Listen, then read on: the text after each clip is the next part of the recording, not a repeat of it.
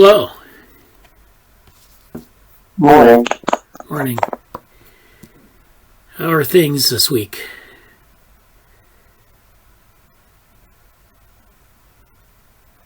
Excuse me. It's been a pretty good week overall.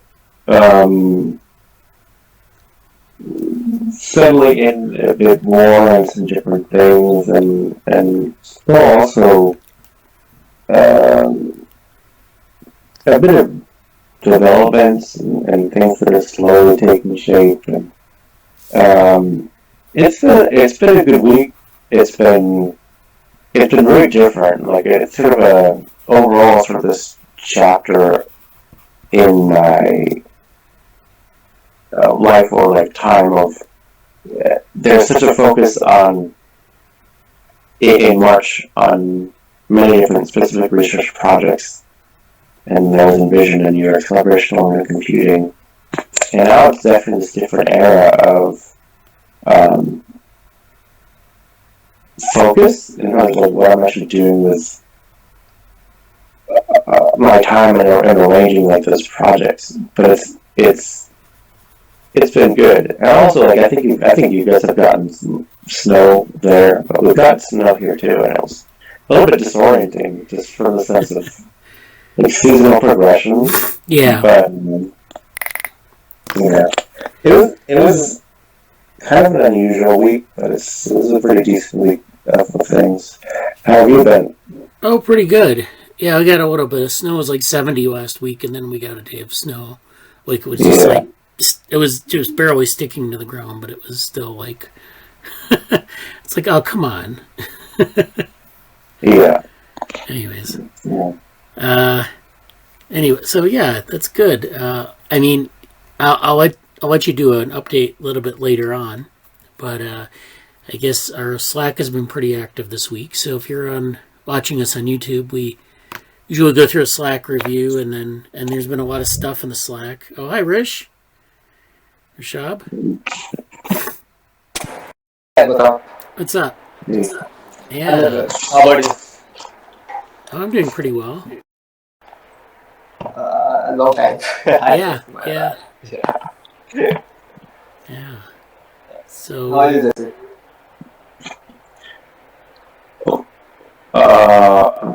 I'm good. It's been I was just saying before you came in, it's been an interesting sort of week and different chapter of things that we're focusing on. But it's good. It's good to have you in the meeting. I know I've been having all these discussions and stuff elsewhere, so that's good to see you here. Awesome. Sounds good. Yeah, great. Great to see you again, Rishabh. So I was working on the Allostasis Machines paper last night, and I'll send you the comments later. Sure. All right. There's some feedback.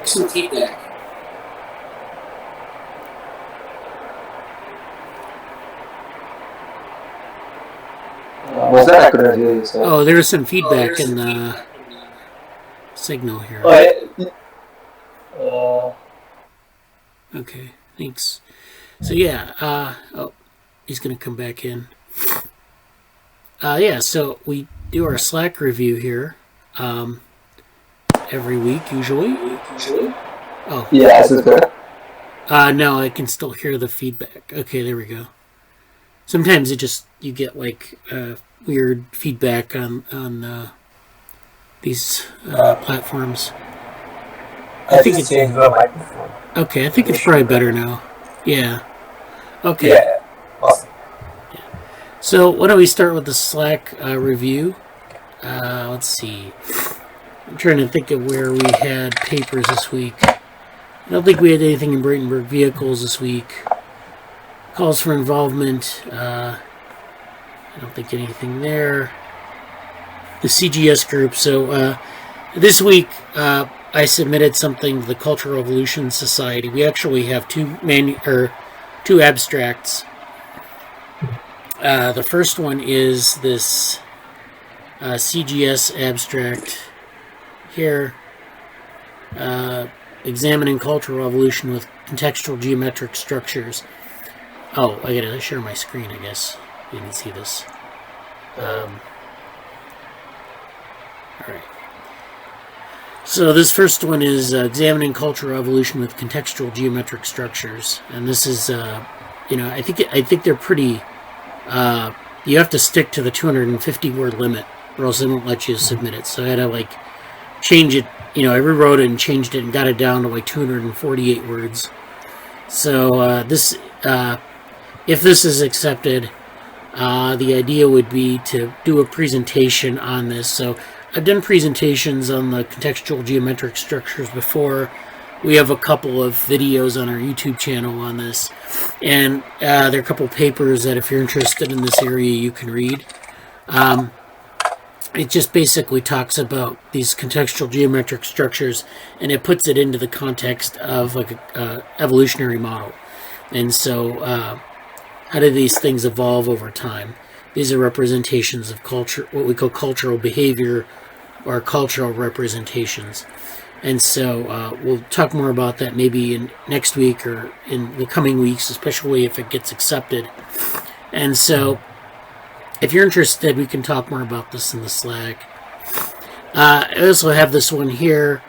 This is... Actually, I cannot see your screen. I don't know. Oh. Is it on my side or... well, it's being shared, so I don't know if it's... I could see it. Okay. Okay, let me try and share from across. Alright. So, we have this other abstract, Charting the Future of Academic Fields with Cultural Evolutionary Trajectories. And this is sort of a take on the Cognition Futures, or the sort of stuff we're talking about in that group.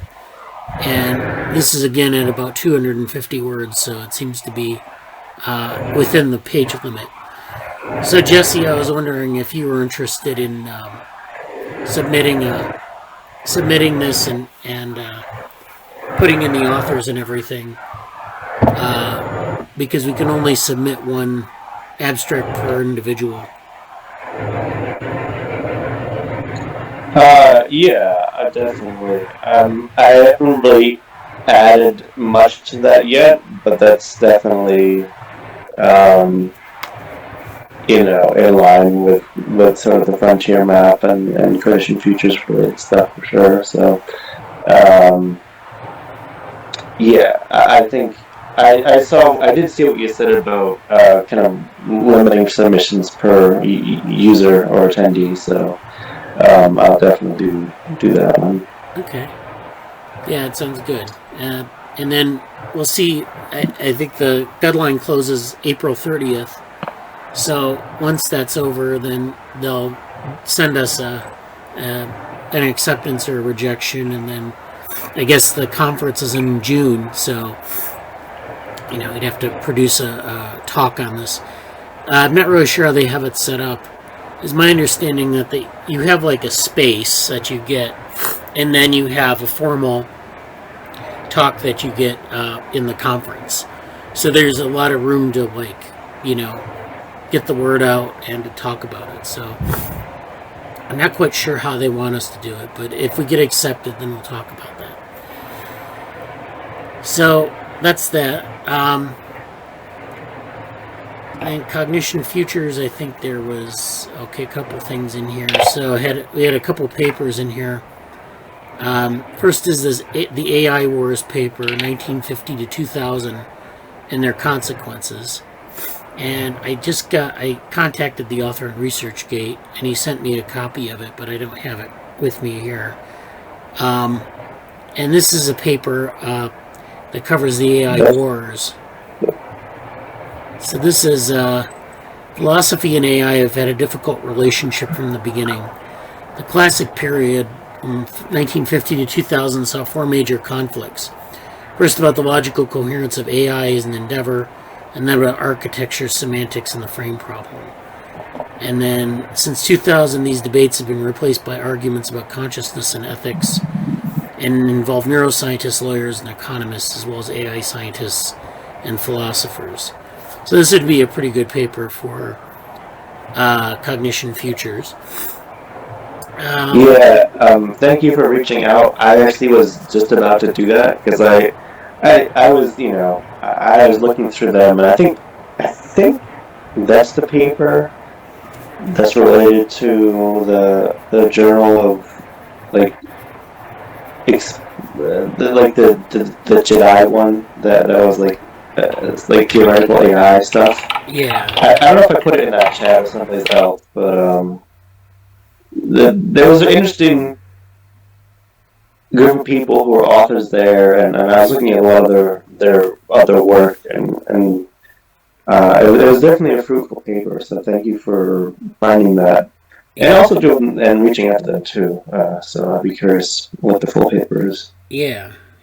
I'll put it in the Slack here, and then it looks like Jesse found this book. Cognition Design for Artificial Minds, or Cognitive Design for Artificial Minds. And it looks interesting. Yeah, it looks interesting.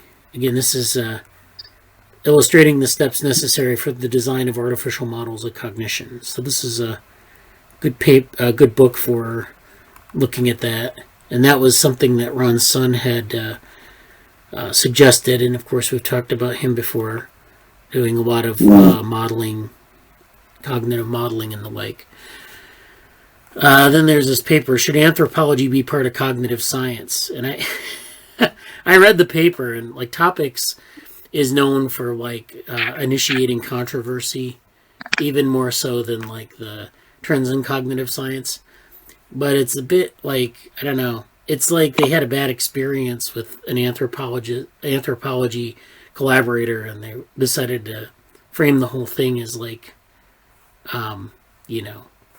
that anthropology doesn't want to get on board with cognitive science. But they actually do talk a lot about, there are a lot of good points in this as well, about how cognitive science has developed. So there's been sort of a takeover in cognitive science of cognitive psychology. So cognitive psychology has kind of inserted itself in the entire enterprise in a way that other fields have not. Whether that's because they use a lot of experimental methods, I'm not really sure. But then, they also talk, this is also a German perspective, so it might be a bit based on what's going on in Germany versus the United States or North America. And so that's something to keep in mind too, is that there's variation across different countries and how they do things, because fields develop differently in different places. It's true of philosophy, and it's true of anthropology, and it's true of a lot of other fields where, especially maybe 40 or 50 years ago or more, they didn't have the kind of instant communication we do now. So it was different. It was a different world. You did your work, and you had your communities, and sometimes you did in your home language, and sometimes you had sometimes you couldn't leave your country, with a lot of the Russian scientists of the Cold War era. They were basically in Russia, and they wrote in Russian, and we didn't even really know anything about what was going on there until either they got kind of smuggled out or after the Cold War ended. And so that's something to keep in mind too. Do you know when the paper was written? This was let's see. This is 2012, so it was a while back. Okay, but it's it's definitely, it feels like it's sort of I haven't read that paper yet fully, but the critique of cognitive psychology fits with some of what was said, and it's. I may talk about this a little bit later because I was talking to Anusha, who I'll mention later, and wants to do stuff with Cognition Futures and Journal Lab in general. But I briefly mentioned what happened to cognitive science paper. That kind of it feels like it's in a similar vein as the paper you mentioned is similar to that. Although I'd be really curious to hear a different perspective on it, because Rafael Nunez is, you know, a very established person in San Diego and has his own perspective on things, and you know, I may not be the critique of, you know, in that paper may not be exactly the same, but I don't know. It's always interesting to kind of map out different vantage points as the developments are happening. So Yeah. we'll see what they say. Yeah, that would be great. And I did get Anusha's CV in that, so I'll go over that later this weekend and get her into the system. So, so that'll be good. And thanks for pursuing that, by the way. And then, yeah. So then there's this. There are two more papers. This one is How Hard is Cognitive Science, and this is a recent acceptance at the CogSci conference. So this is the SciArchive version here. And it says cognitive science is itself a cognitive activity, yet computational cognitive science tools are seldom used to study the limits of cognitive scientist thinking. Here we do so using computational level modeling and complexity analysis. We present an idealized formal model of a core inference problem faced by cognitive scientists. Given observation of a system's behaviors, infer cognitive processes that would plausibly produce the behavior. So that goes back to that paper about how would a neuroscientist understand a radio. I don't know if you've seen this on Twitter. It was Conrad Cording likes to reference this from time to time. But basically that's the question, that a similar question they're asking.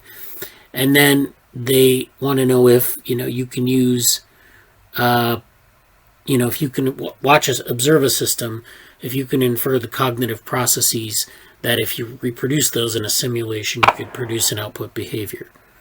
So then they kind of go through this, and they prove that at each level, the inference problem is intractable or even uncomputable.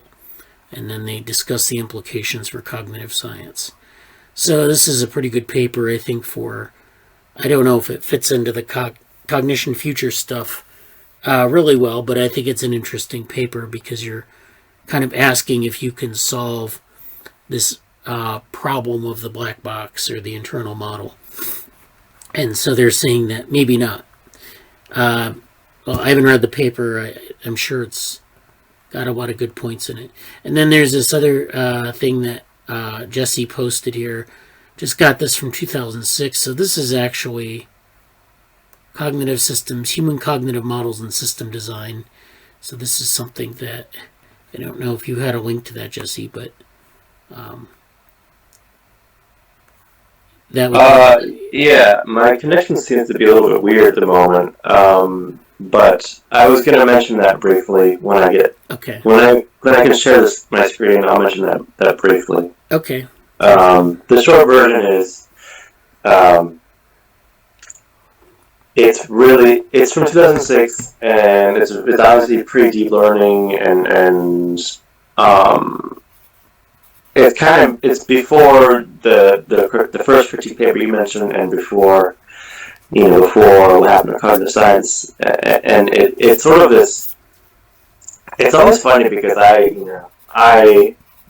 remember a little bit of. I remember what life was like in 2006.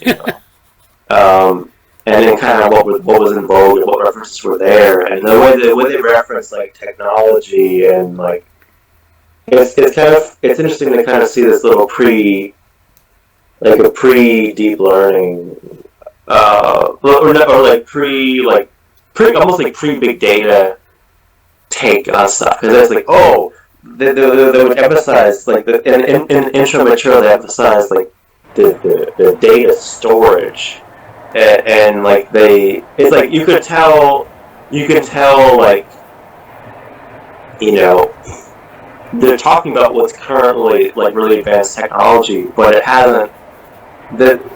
It's really interesting from like this other side project that I never really fully developed, but was like tech zeitgeists, because like what what's common reference in different eras is really interesting and different to me. Like when you see people think about, like a lot of the Philip K. Dick movies or adaptations, and how that's portrayed in the moment that they're done versus when he wrote them, and how what technology could do at the time, like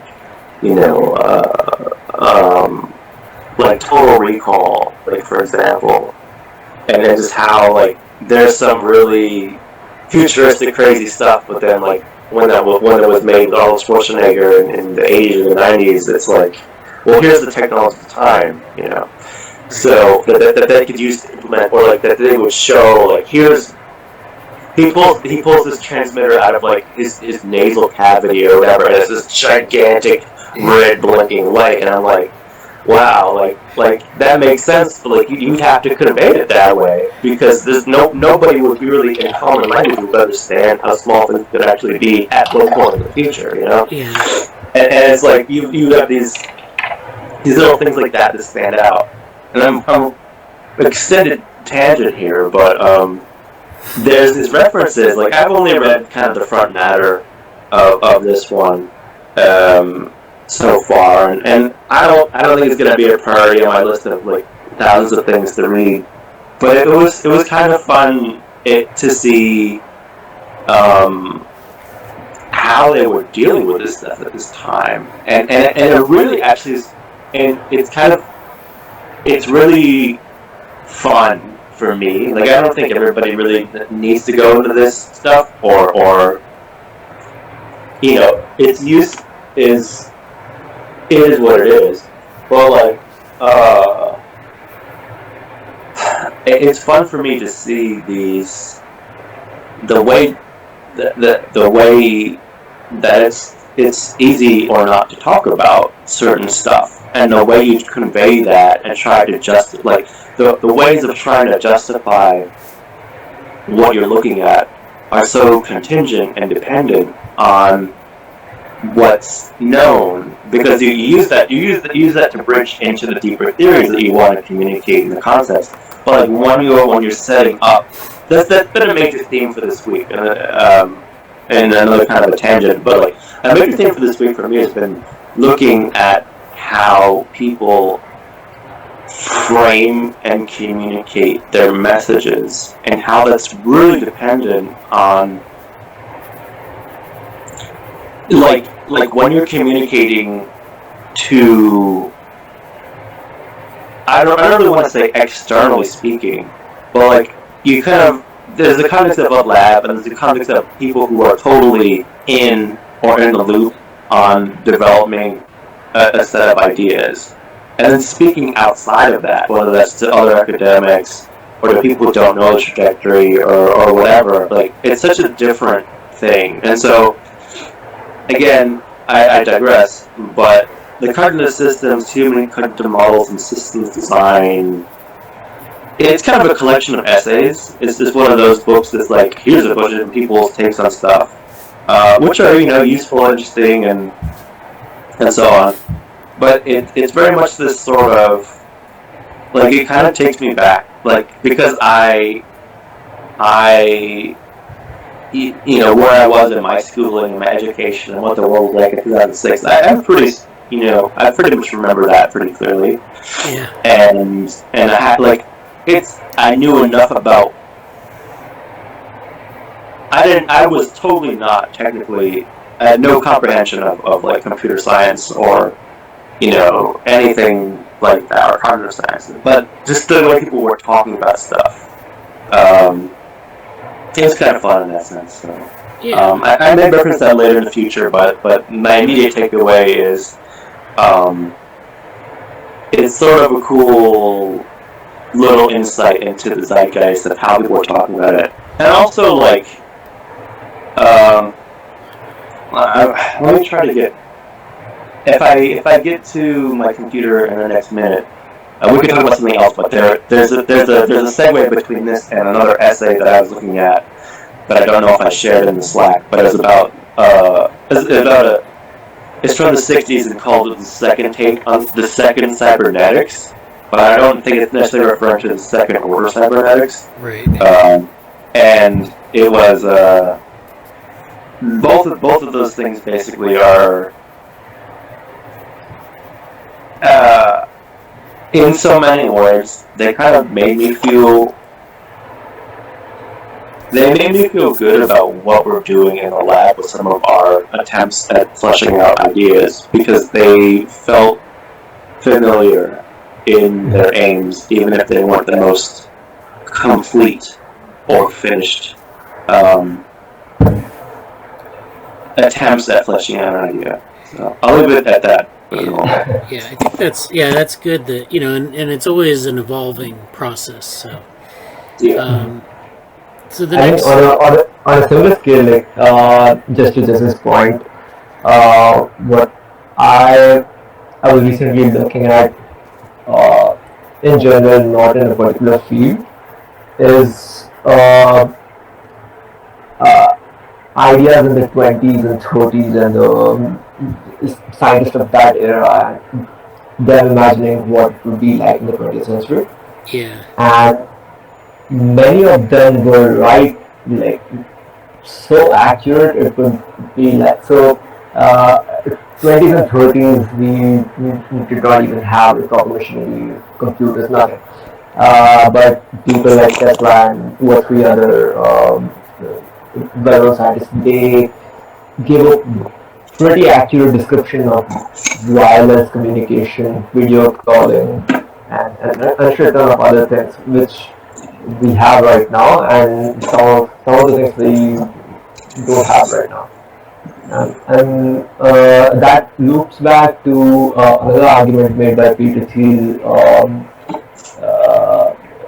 whose talk I was watching, is like the technological development and development in any of the fundamental sciences research areas has stagnated after the 2000s, or even after 1950, so to speak.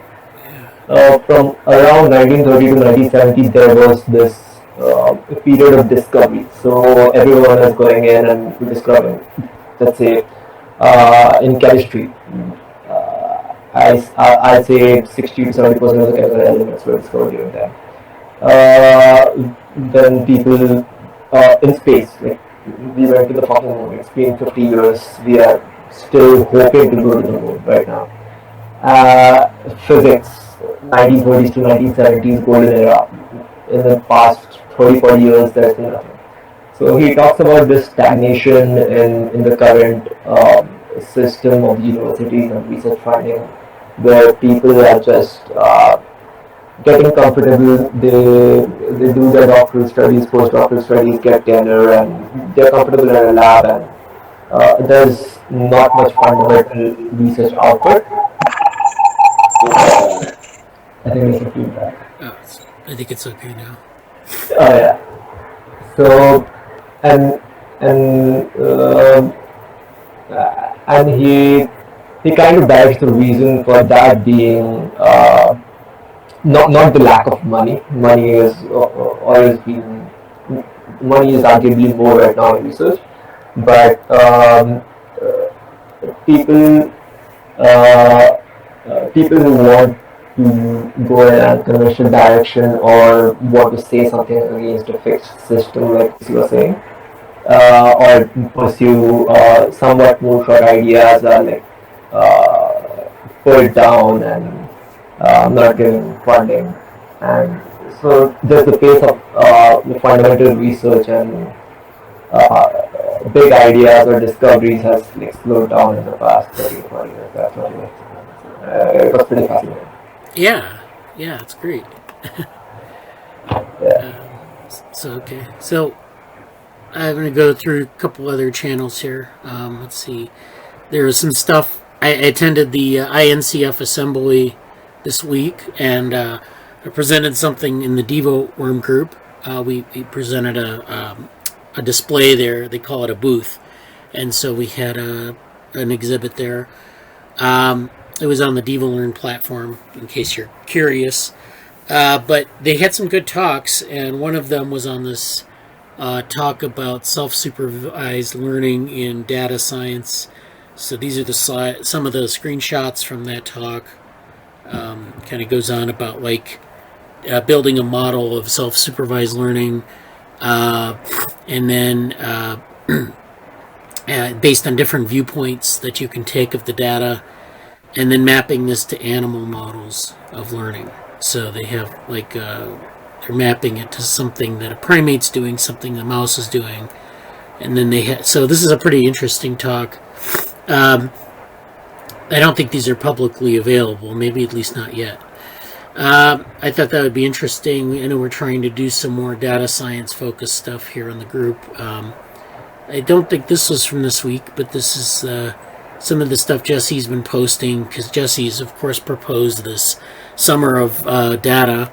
So maybe he can update us on that in a bit. Ethics Society in Tech has had a couple of good posts. We've had some articles. Erin's been posting in this channel. There's this talk, Atlas of AI, which is a book that's coming out on AI ethics. So that was featured in the channel. And then this is something I found a podcast on the stochastic parrots paper, the one that caused all the uproar with respect to Google and AI ethics. And basically that paper goes right back to Claude Shannon's noisy channels model. So that is an interesting parallel there between some of the stuff from information theory that's classic content, and then some of the work being done now on language models. The stochastic parrots paper, I think the subtitle is, "Can language models be too big?" And so their answer is yes, and it's because you have these noisy channels. I haven't really listened to the podcast or read the paper in depth, so yeah, Erin and Jesse like that. So that's I would say the first one was the Learning Salon. For those who don't know, I really recommend Learning Salon series. It's a great series with John Cropper and Jovo. I forgot his. I remember his username, but I don't know how to say his name. I think his surname is Google, at least. And Ida Mohammad is. Yeah, Ida, and they have all these great series, and I often reference them or try to do stuff for the cognition study group with them. And I only caught the tail end of the presentation, but it was really good, as expected. And so that was awesome. And then I didn't get to listen to the podcast that you mentioned, but it was a TIML, or this week in machine learning, formerly TWIML.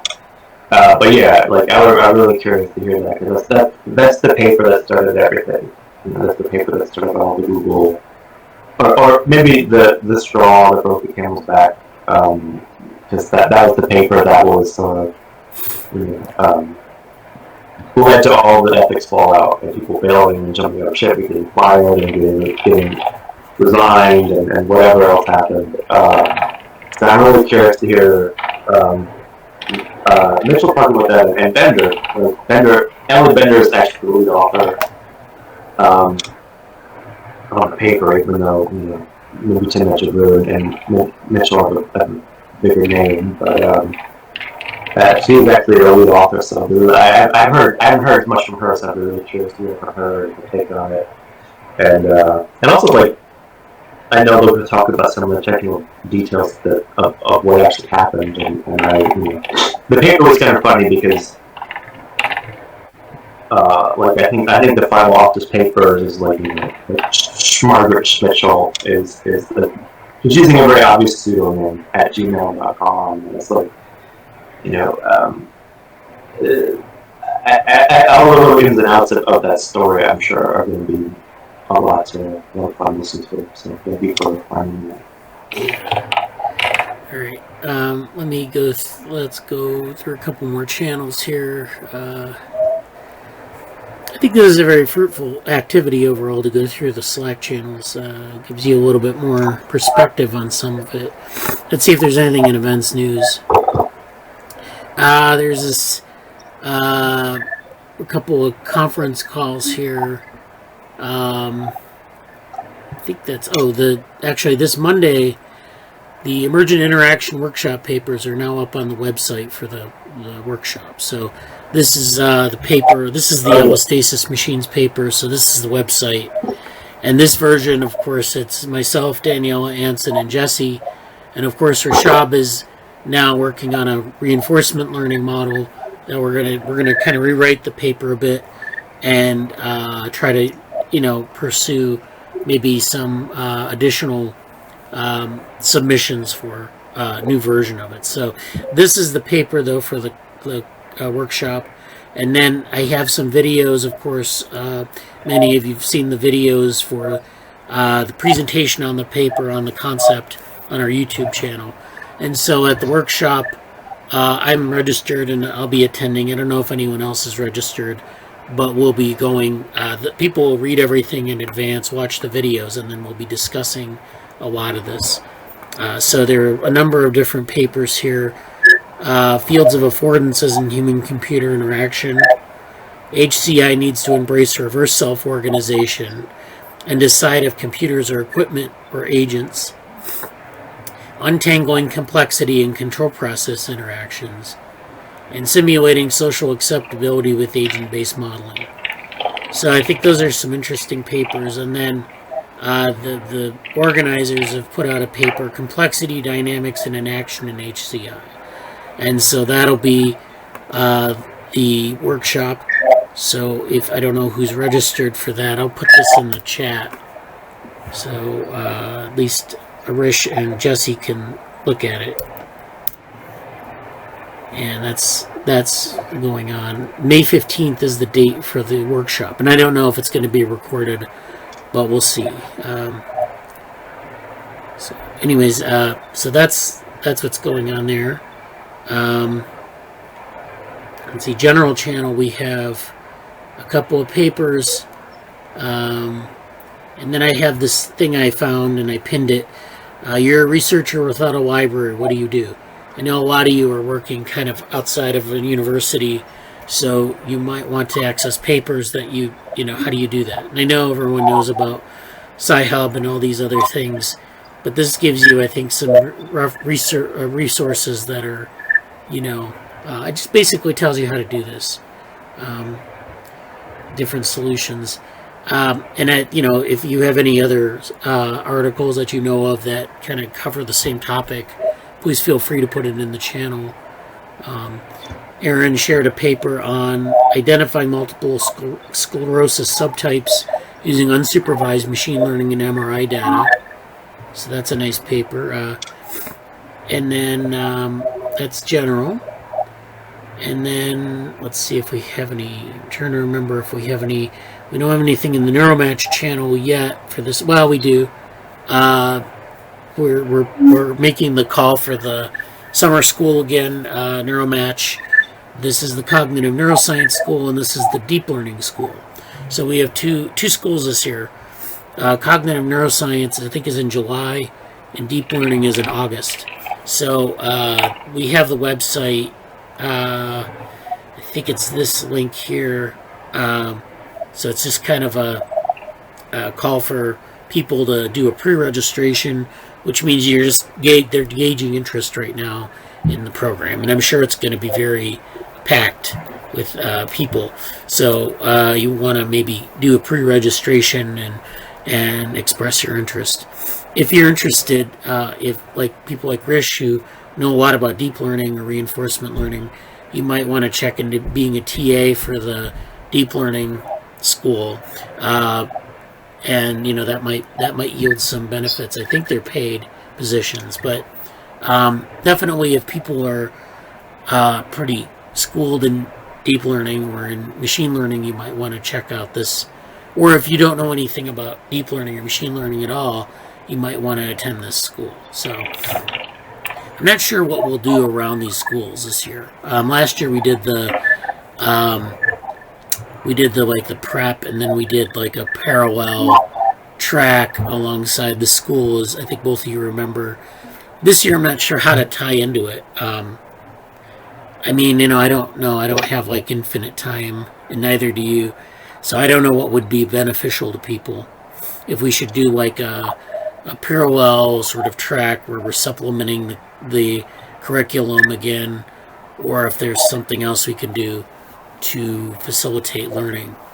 I don't know if you have any thoughts about that right now. One of the things which we could do, which is not that time consuming and can be done in parallel, is we can start something on Twitter, because last year, as far as I remember, Neuromatch was pretty active on Twitter. So we can maybe start threads all on the specific curriculum and share resources there. That could be something just to adopt in mind. Yeah.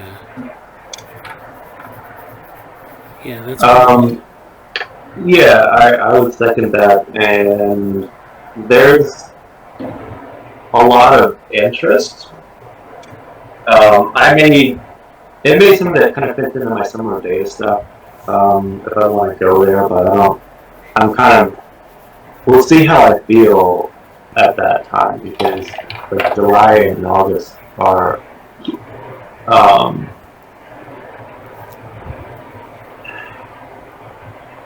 they're very close and they're very far away in my mind at the same time right now, so it's hard to tell a little bit somewhere. Obviously, there's some other things that I'm hoping to do this summer, but we'll see. I feel like I think there will be an increasing kind of swelling up of interest, and people may just want to go with the pre-course material again. But I also feel like I don't have the best read on it, but I feel like NeuroMatch is probably going to roll out something as like a primer again, or like a, and I don't know. I really don't know what that is, but I feel like that's kind of a stay tuned and kind of play off of what NeuroMatch is doing. I don't quite know, but I know that like they did an amazing job last year, but they're really like being the organization and the intention is really clear for a second go at it. More like lead up time. I kind of miss there not being like NeuroMatch conferences, because I thought they were always fun and kind of like open. And I haven't heard anything about those. Have you? I haven't. Nah. Well, I mean, they had the one in late October, and then I haven't heard anything about like a new, because they were having them there for a while, for every month or two. I think they've kind of backed off of that maybe. I don't know. Yeah, it's a lot of work, I think, and I think also like they were kind of intentionally being made as everything was just getting. I don't know. I kind of want to use it as like hit by a freight train regarding the pandemic, just smashed out of the way. So I think there's a lot. I think there's also a sense of, hey, these companies are finally getting on their feet again, and let's let them have their stuff. yeah, Which is cool, but I mean, the NeuroMatch community was definitely fun. So. yeah, it is. I really do enjoy those conferences. But yeah, I wanted to bring it up now so we have some time to think about it and maybe plan something out. Last year, of course, was very seat of the pants because no one knew what to expect. In terms of the project, we still have the cybernetics project that we did last year. I think it needs to be revisited. I don't really know how we want to do that to make it more accessible. I don't know what kind of data sets they're using this year. But, it's kind of a long-suffering thing. We haven't... we always keep talking about coming back to it. We never do. And which is, that's the way things go. But I'm just wondering, maybe we can prepare for this a bit more if we approach it now instead of like right at the time of the conference or at the summer school, and plan out some sort of infrastructure for it. But yeah, that's what yeah, and also like there's another thing. This is quite a small thing, but I did think about in trying to incorporate this if we get the chance. I don't know if it will really work, because I think we're going to be limited to a data set that might not include it. But another group of my acquaintance, researcher, acquaintance, friend, people who like to study, whatever. Another small group of that is looking at like the neuroscience of morality and ethics, and I thought it'd be really cool because they're going through like the Rebecca Sachs course at MIT on that topic, Yeah. the open forklift stuff, and I forget what their backgrounds are, but they want to go to that, and it might be something that I dip into this summer. I don't know if it's going to be much of a big thing, but kind of a small like journal club study group about that, and I don't think in my mind like, oh, this would be really cool neuromagic academy project, but I imagine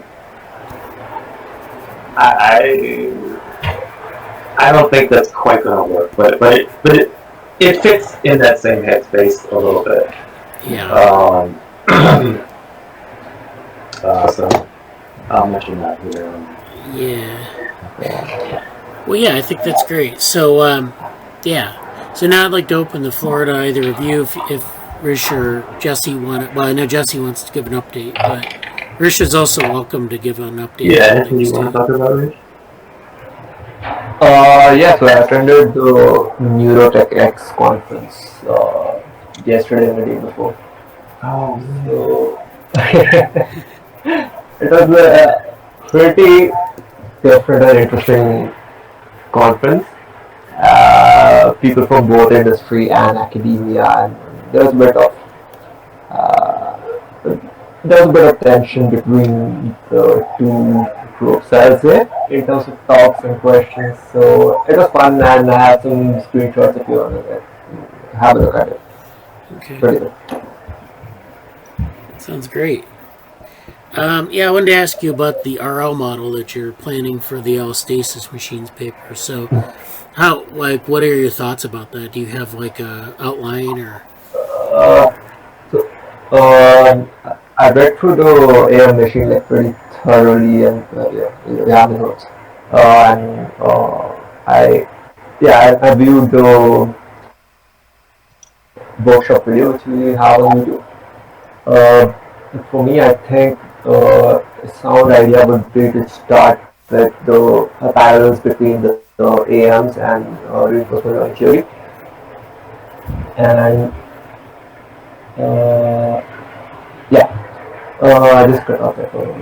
So starting with the parallels between AMs and reinforcement learning models, and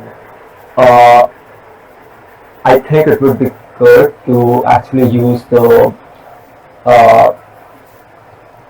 statistical data from RL models to, once we establish the parallels, to give more credibility to AMs, because we haven't actually got any quantitative data on AMs right now.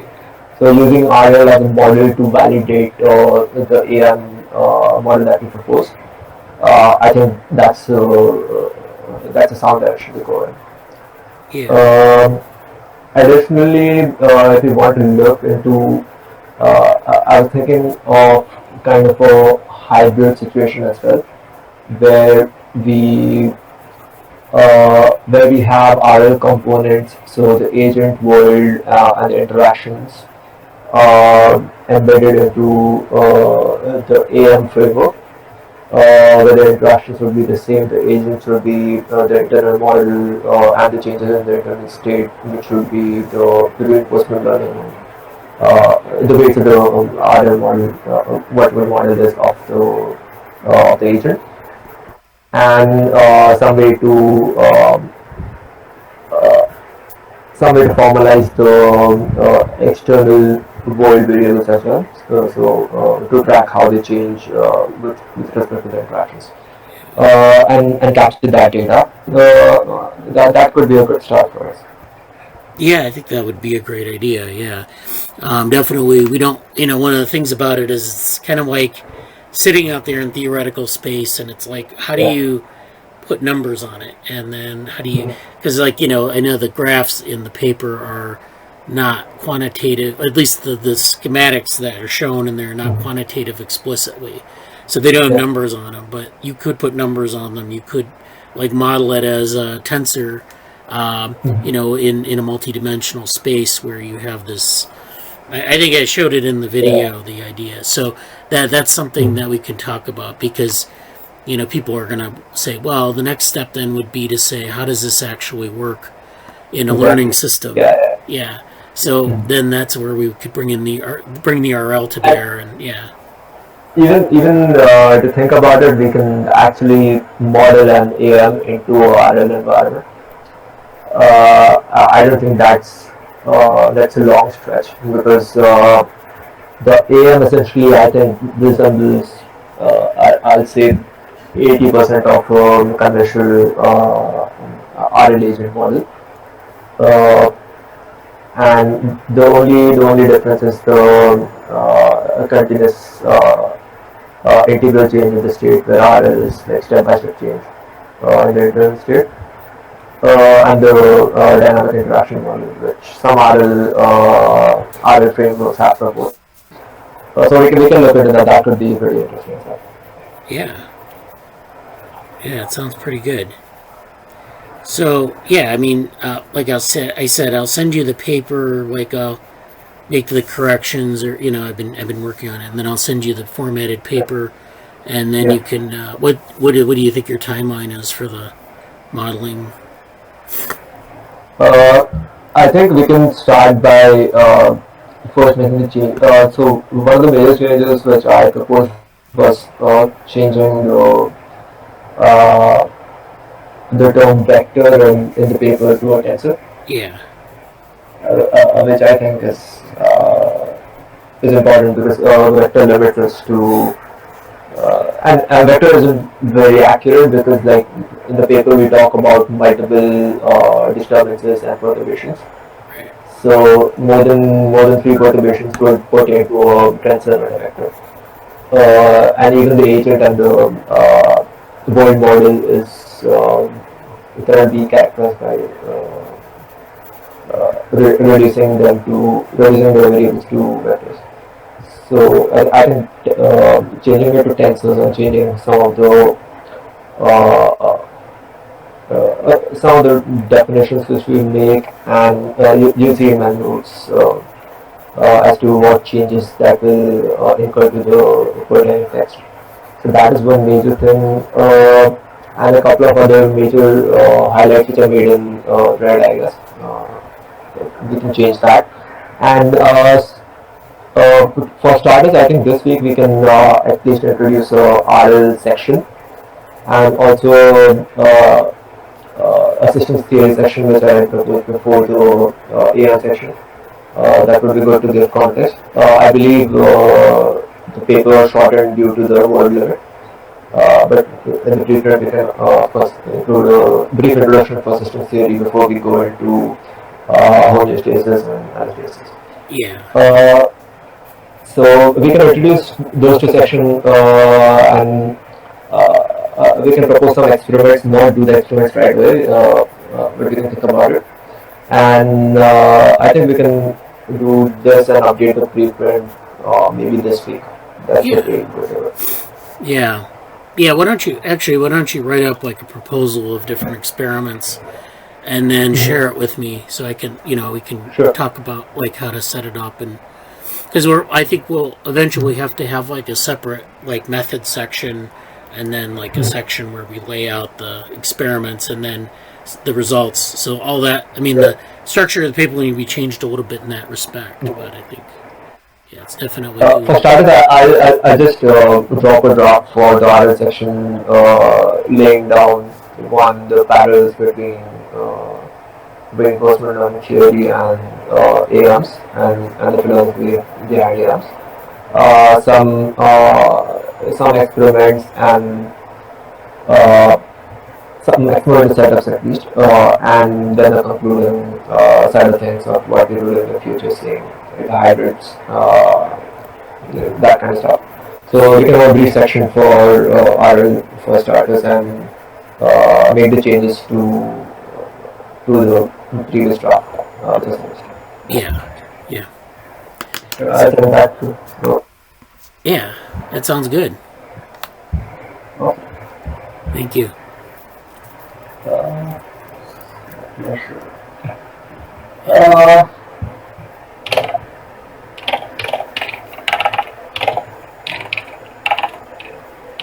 So, Jesse, did you have an update?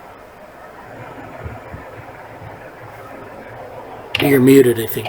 Yeah. Sorry. Yeah, there's a few things to cover. I don't. What did you want to present on the rest of today? Just so I understand how much time to Oh, maybe about 15 to 20 minutes if you want. I mean. Okay.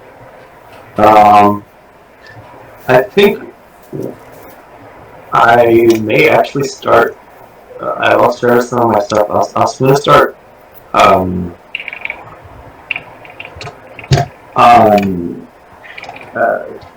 Oops. Hold on. I'll start sharing my screen. I think I might start on Twitter of all places because I'm not. Can you see? Yes. This? Right.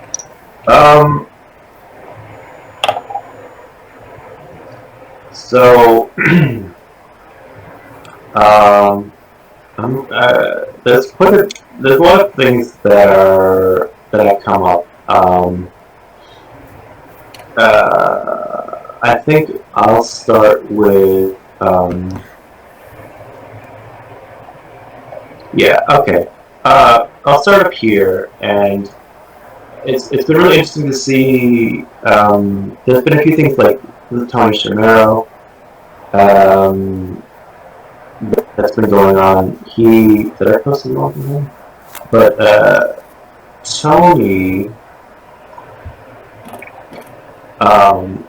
yeah, International Conference on Embodied Cognitive Science. I think we mentioned that earlier, right, in the slide? Yeah.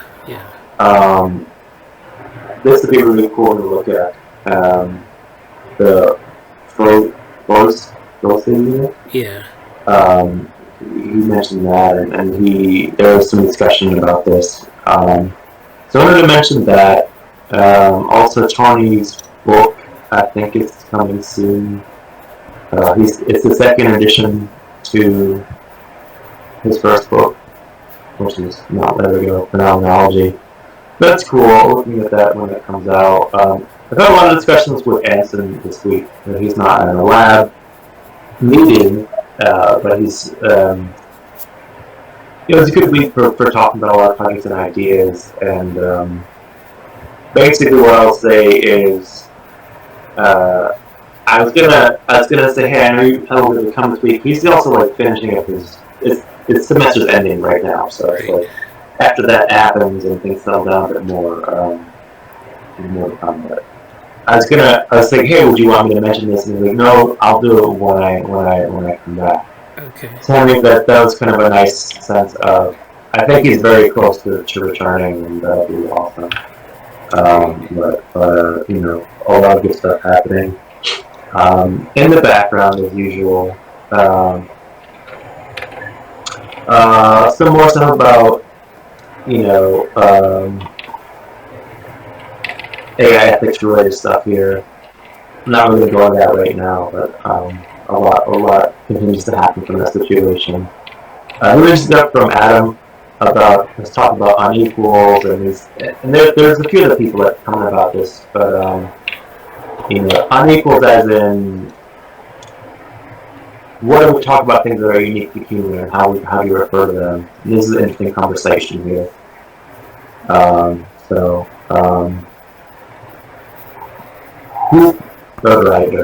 People writer mentioned that he's a cognitive scientist himself.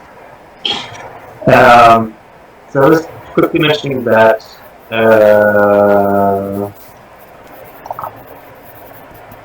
Also, I was going to be on this podcast with Sam Barton about Talk of Today. I'm really looking forward to that. That's a previous one, but he'll be on. There's another one that Adam will be on. Sam has a lot of interesting ideas. I found out about Sam this week and looked at some of his stuff, and he's got a lot of interesting, innovative ideas about the future and maybe some like potential interesting applications for stuff we're talking about in terms of culture, like navigating uncertainty, for today's podcast, global citizen stuff. He's very interesting in sort of like changing models for how things work, like this one here. Building new models to make old obsolete. Like he'd be an interesting person to maybe talk to about some stuff, or like in the cultural sense, he might be kind of a resource to look at. So again, just quickly kind of referencing that as stuff that kind of came up this week. I'm mentioning this 11 talk. I think we've talked about it somewhat, but this is a really cool TED talk from last year where Evan is talking about sort of the regenerative processes and looking at the electric sort of currents and precursors that lead to things like some regenerative processes or stuff that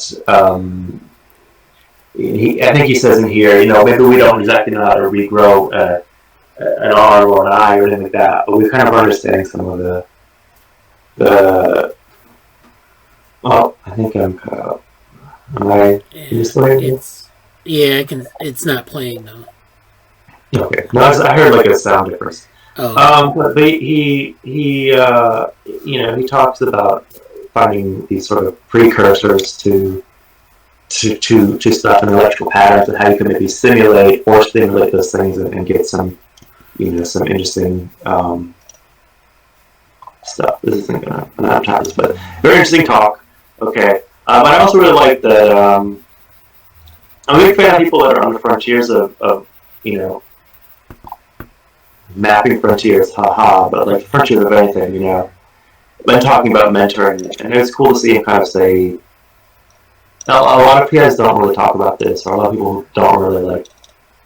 There are many people in research who aren't interested in the fate of undergrads that much. So it's cool to see him comment on that here. This is I have yet to read. This is definitely on the must read list.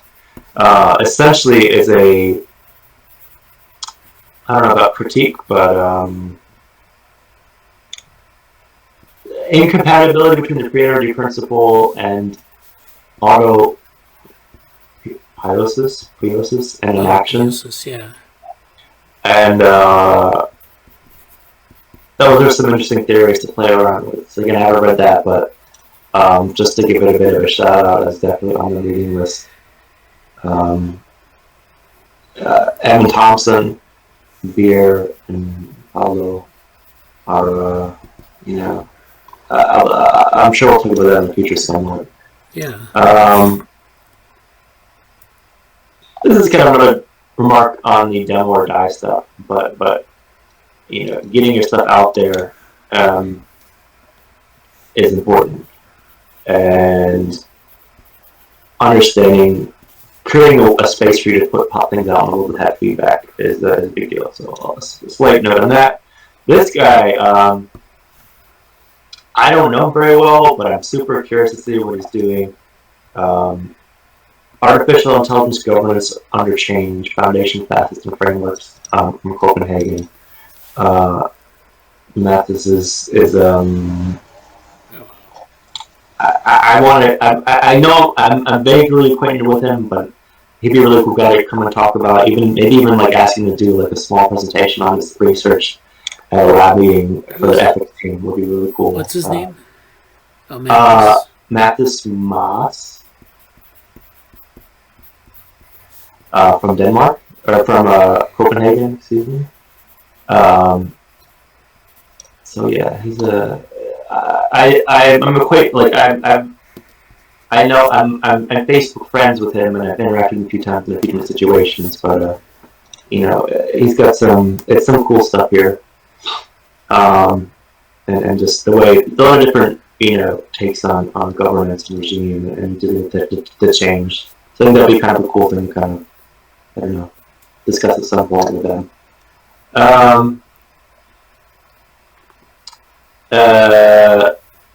this didn't really go anywhere, but it's interesting to see Jan LeCun on his Facebook page talk about ideas being evaluated independently of the person formulating it.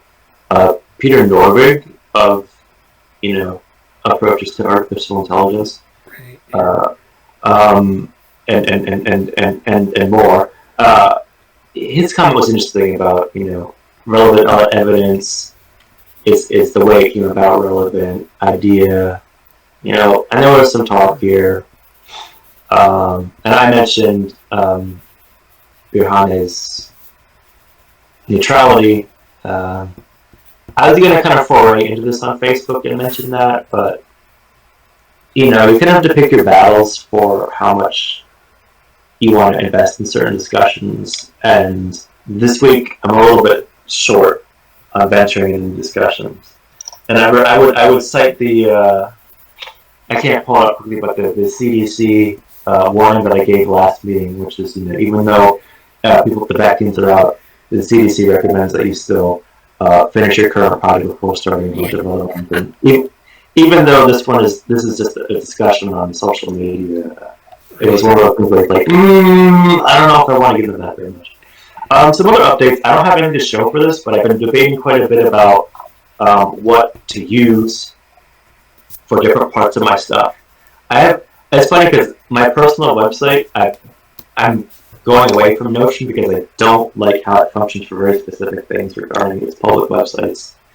And I just made a static GitHub page, which it's not as easy to update, but it does just what I wanted to do when it's on GitHub, and it's kind of just there. However, I've really been, because the way notes have been coming up in conversation with Anson, we have, a couple pages of notes just from this week. So, again, shout out to Distributor Labs and learning and doing stuff whenever you can. So, I've been using Notion for that. And obviously Zenhub and stuff like that. But Notion's great for sort of categorizing, just getting your stuff there. And it's pretty good cross-platform, so that's nice. And now kind of what we were talking about before. I'm going to kind of close on... I'm talking a little bit... I mentioned this book, but just to kind of show it. Mention this again. Briefly talk about the other paper that I'm looking at about cybernetics, and then kind of allude to a little bit of stuff happening with the Cognition Futures stuff. And then that'll be my piece for today. This is from, I think I have it up here actually.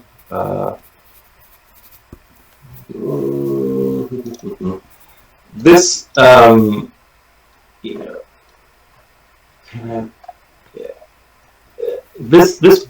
this text is from 2006. I mentioned it already. And you can kind of see their way of talking about stuff in the title a little bit, and they have what are cognitive systems, and you kind of see a very familiar I don't know, hesitancy, but every time we talk about AI and cognitive stuff, there's always sort of a couple paragraphs with the same disclaimers about duly conscious of this ambiguity, we refer to the technology described in English chapter, and so people look at cognitive systems, and they want to define it, and they kind of their interpretation of cognitive systems are these things that I'm surprised they didn't really mention the Turing test here, but it's sort of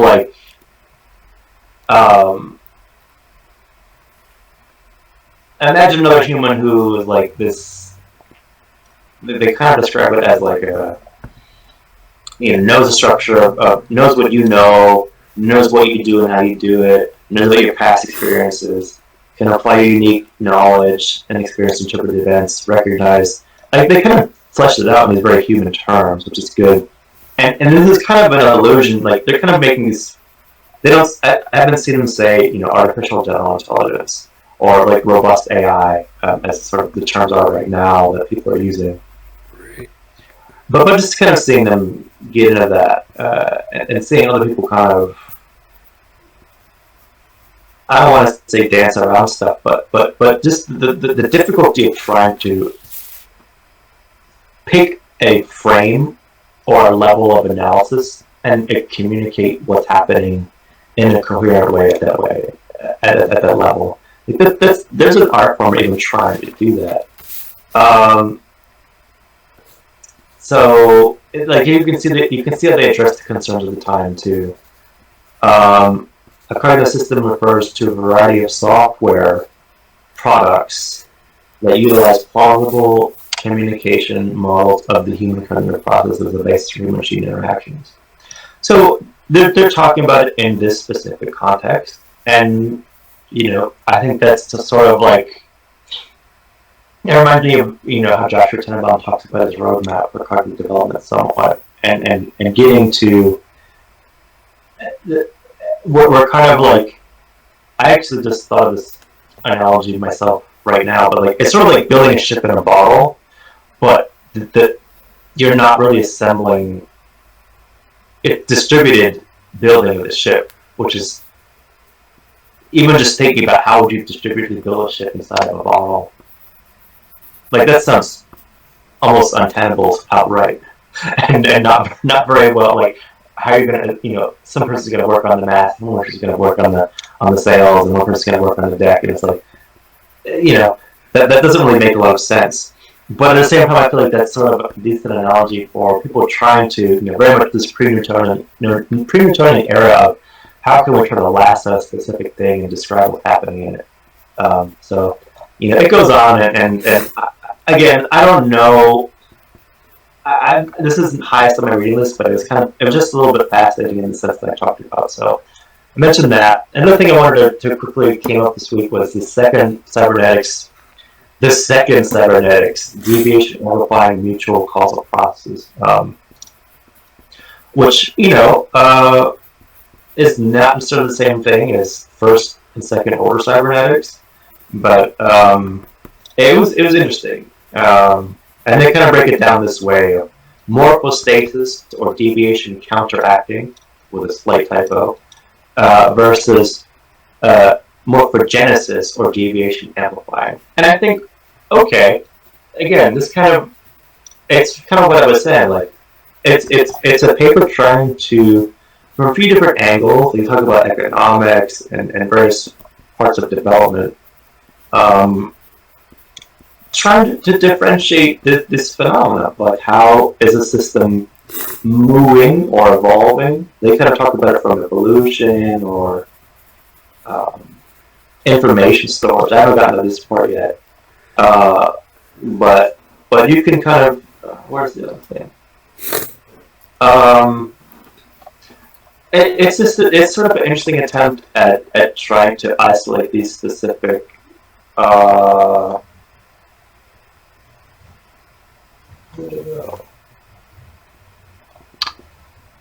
Isolating these sort of differences in systems that are regulating towards specific aims, and creating some language around that. This paper is from the 60s. This paper is from 1963. Okay. So this is a much older paper, and cybernetics is still, I don't know if I'd say in vogue, but like it's a much different era. Like I can't imagine. Like to put yourself in the mind, like empathically put yourself in the mindset of a 1963 person talking about cybernetics, compared to how we see things now. Like it's just sort of its own exercise in and of itself. Yeah. So I'll mention that, and last thing to talk about is I'll really quickly mention Summer of Data too. This is basically what it is. I'm working on a Google certificate right now, data analytics. It's super industry oriented. You can kind of see, if it loaded, some of my. It's very industry oriented and very analytics oriented, which is that's kind of a big mesh of like data science, data analytics, data analyst. What do these terms really mean? Google defines them a particular way. It's been interesting to see that process unfold. But it's kind of the first the first most easily accessible and what I like about the program so far is that you can really do it on your own time. And I just know that this one is not that way. This is not on your own time. This is on their time. You have flexibility, but like the weekly structure is very, very rigid for this program. So that actually starts in a couple weeks again in May, and I'm kind of trying to disorient myself before that happens, and kind of get things in situated before then. And of course, NeuroMatch we talked about, that's coming down the road too. Yeah. But yeah, it's going pretty well. I haven't been focusing so much on this week because I'm trying to churn out some drafts. I mentioned trying to have a draft set by right now for the Embodied Intelligence workshop. I don't have that right now, although I have a bunch of notes that I don't want to show them right now, but just like picking up context from where's my stuff? Picking up context from the different talks and how to kind of describe embodied intelligence, and I feel like I think I'll talk to this more on Slack, but there's kind of a sense of kind of the initial fun is having people talk, like even in the podcast, like the first question I ask everybody is like, how would you describe yourself? And these researchers coming from very different backgrounds trying to talk about, I study embodied intelligence, I'm a physicist, I'm a biologist, I'm a philosopher, whatever. And then they mention, they try to describe embodied intelligence, and I feel like there's some interesting analogies that come up in that. One of them being, it's a really good one, and I forgot who mentioned it this time, but, people use the mind as a computer reference point, and they kind of critique it by saying, well, if you took,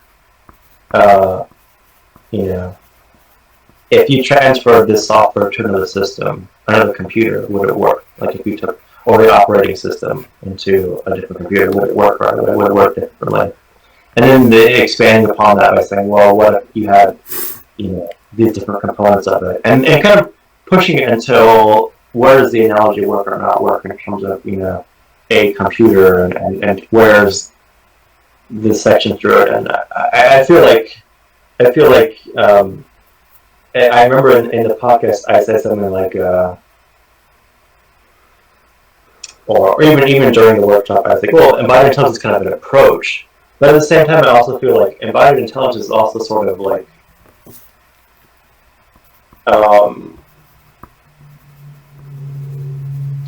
in my mind, embodied intelligence is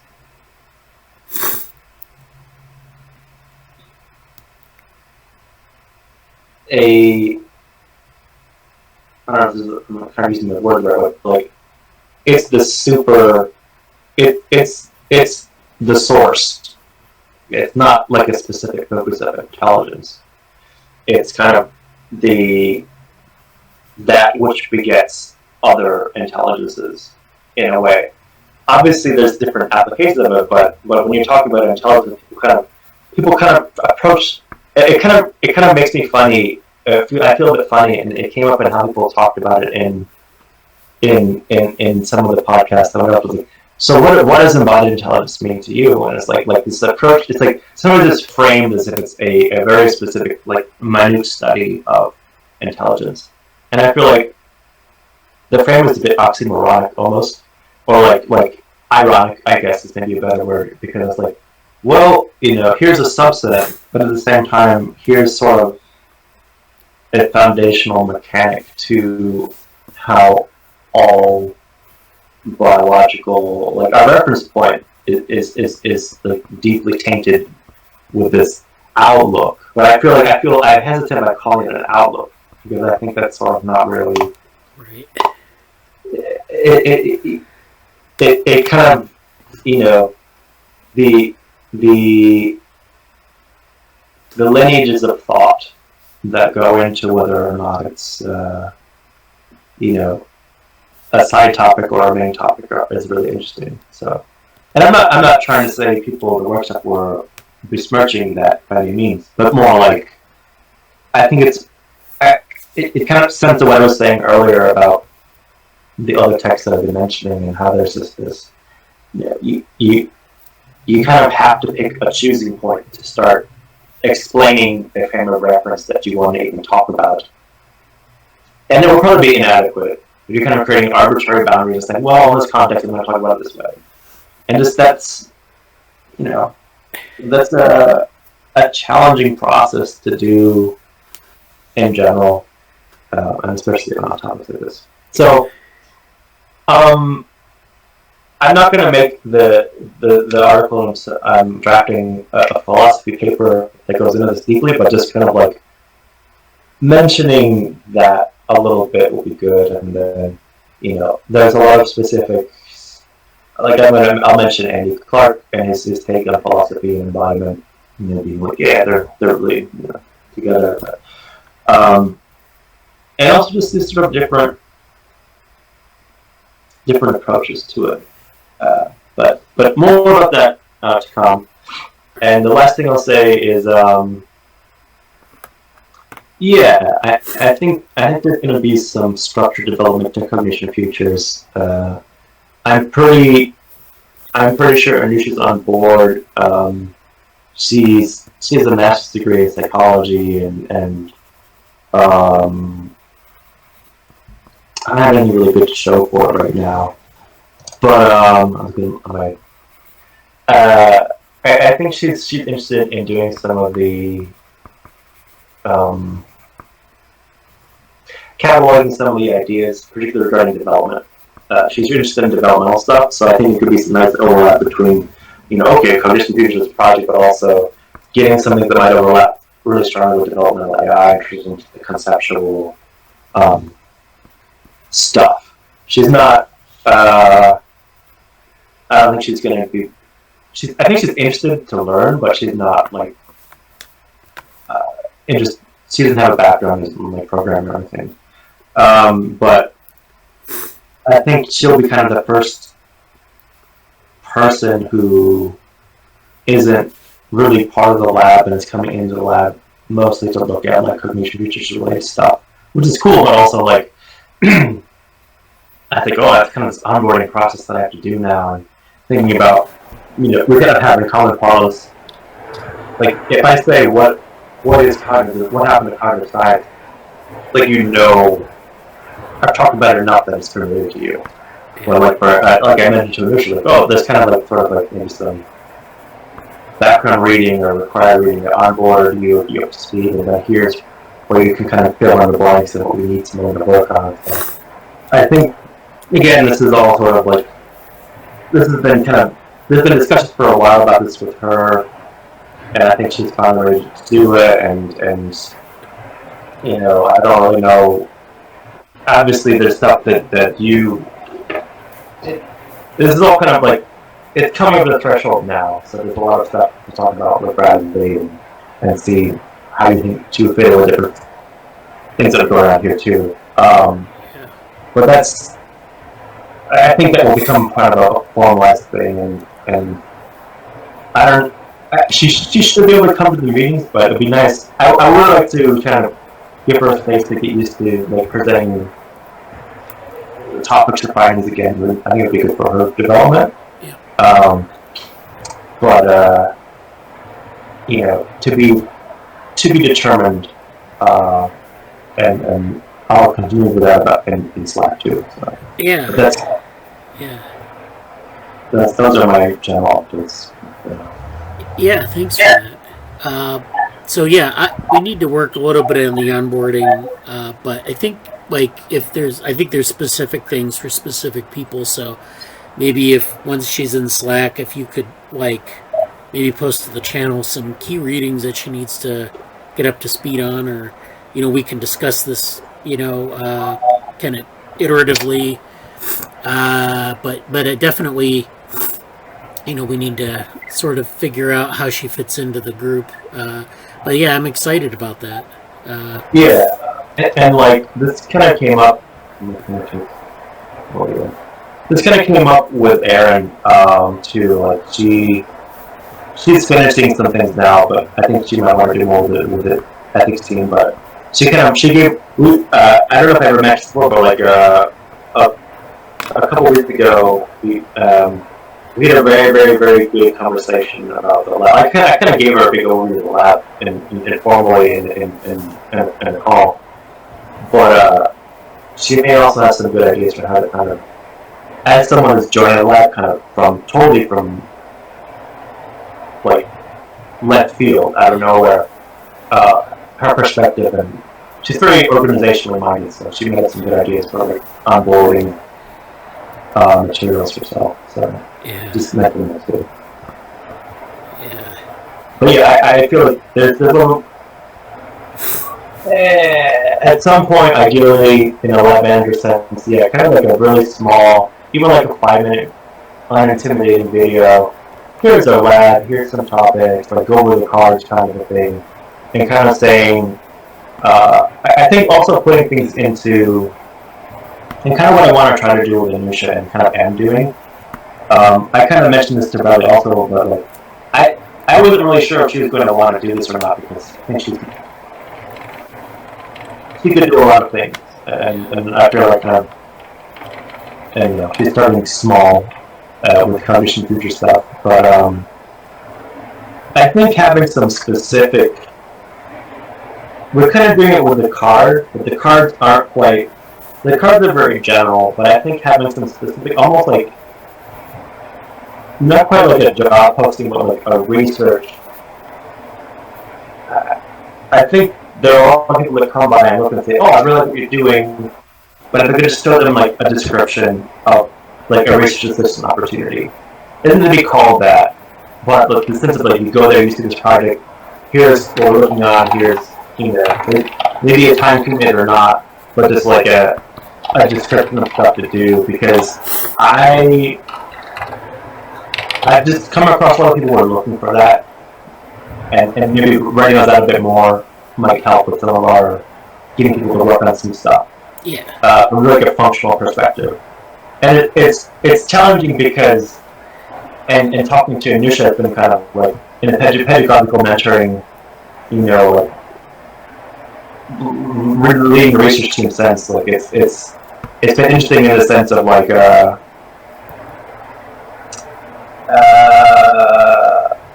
Leading someone through this process and saying, well, here's the structure, but like ultimately I want you to grow and develop and take it onto yourself too. But like this balance of needing structure to say, just do this right now versus, by the way, you can, you know, eventually lead the project yourself. So like that kind of interplay. I'll leave it at that, and we can go on to the next step. You know. Okay. Well, thank you, probably. Yeah. Rishabh, did you have something to add, or? I mean, I can go to NeuroTechX. I don't think you guys had a chance to attend that. It's super fun. Okay. I think, let's see.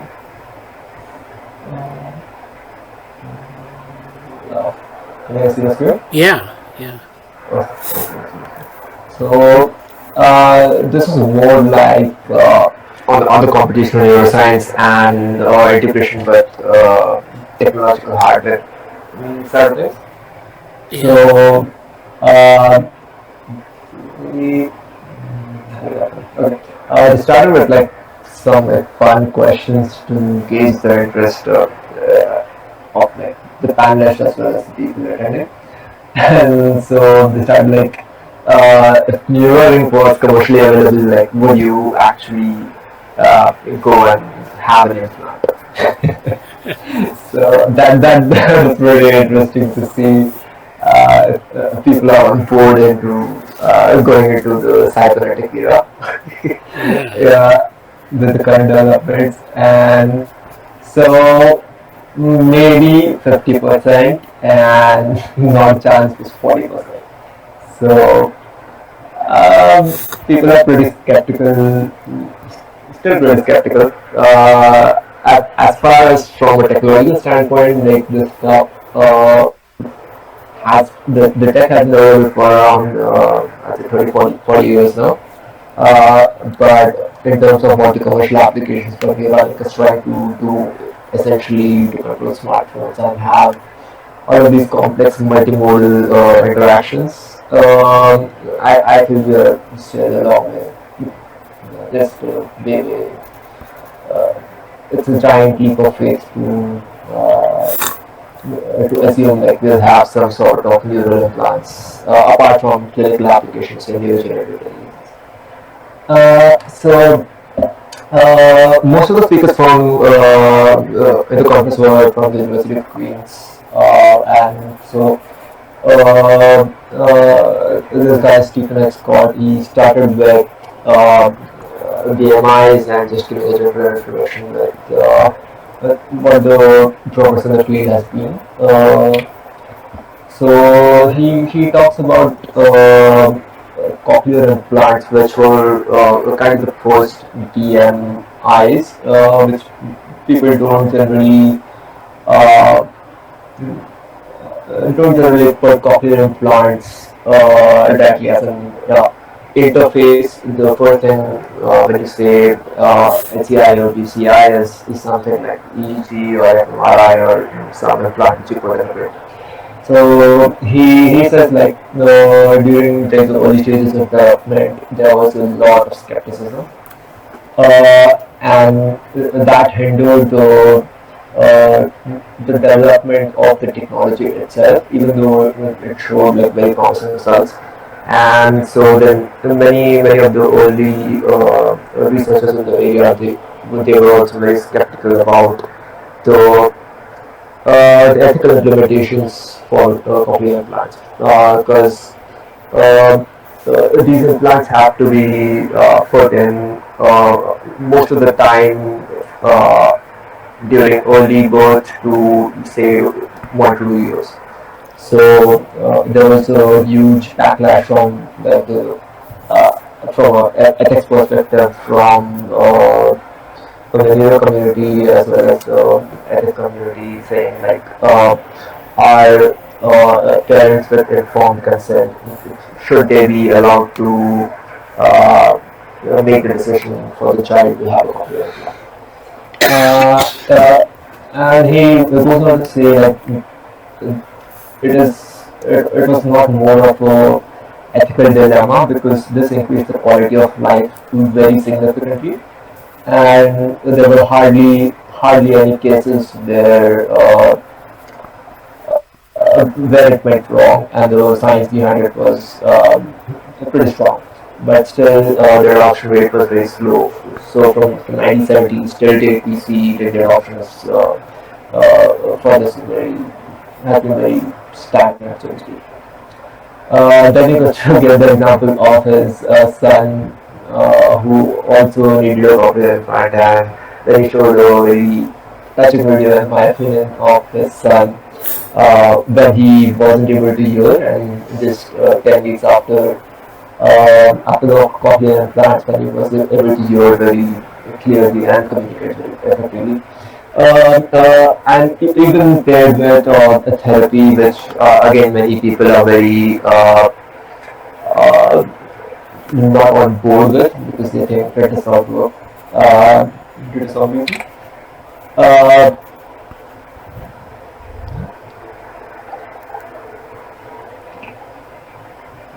Then from cochlear implants we went to BMIs and brain stimulation techniques, which are in some of the later ones, which are being developed for neurodegenerative disorders. So we talked a bit about that. That is pretty interesting. I'm getting a bit of feedback. Also, I just wanted to say, hey, Erin, I think Erin quickly. I don't know if you can talk right now or not, but just stop in really quickly to get to end the meeting. Actually, Rishabh, we can maybe do about a couple more minutes of this. I wanted to get to a couple other things before we go. Sure. We can, then he talked about like the development of BMIs. I'm getting the battery. Yeah. So apart, generally the slope of development of BMIs. So the U tire is the one which we have been using for 30 40 years, which has around 10 to 100 nodes, micro nodes. And what NeuroTechX is trying to do right now with 124 nodes and 5 different arrays. So it's a total of more than 5,500 micronodes. Then he goes on to show some tests and some technical details, which again, not really. These are low level stuff, not really very high level.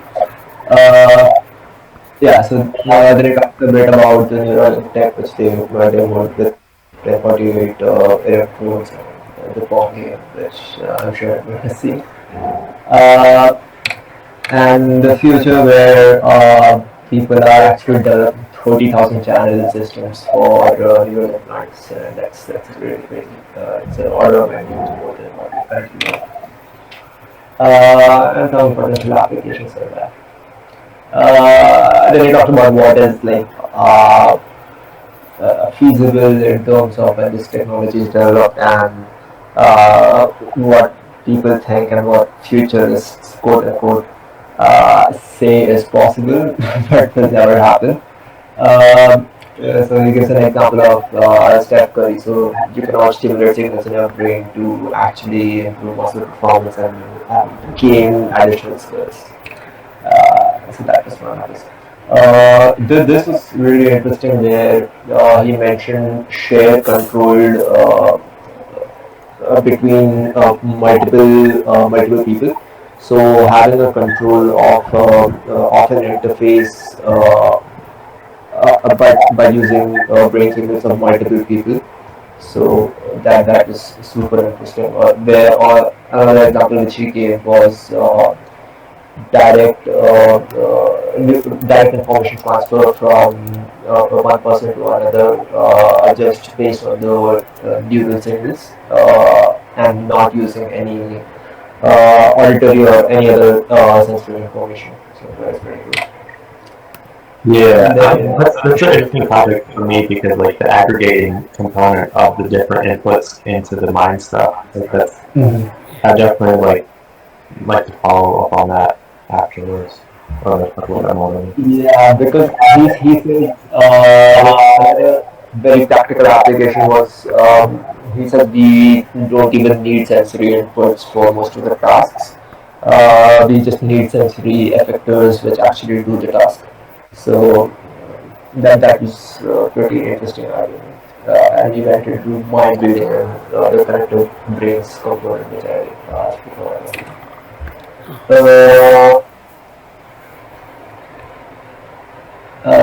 No, yeah. So Ron Levy, he came from a very skeptical point of view of where DCIs. He thought that DCIs have a very limited application, so to speak, and he mostly focused. So he was he was a neurosurgeon and mostly focused on the clinical and the actual surgical challenges which people are facing right now, and he talked a lot about how we do not know 99% of how the brain functions, and still we have developed techniques like TMS and other neurosurgical techniques to actually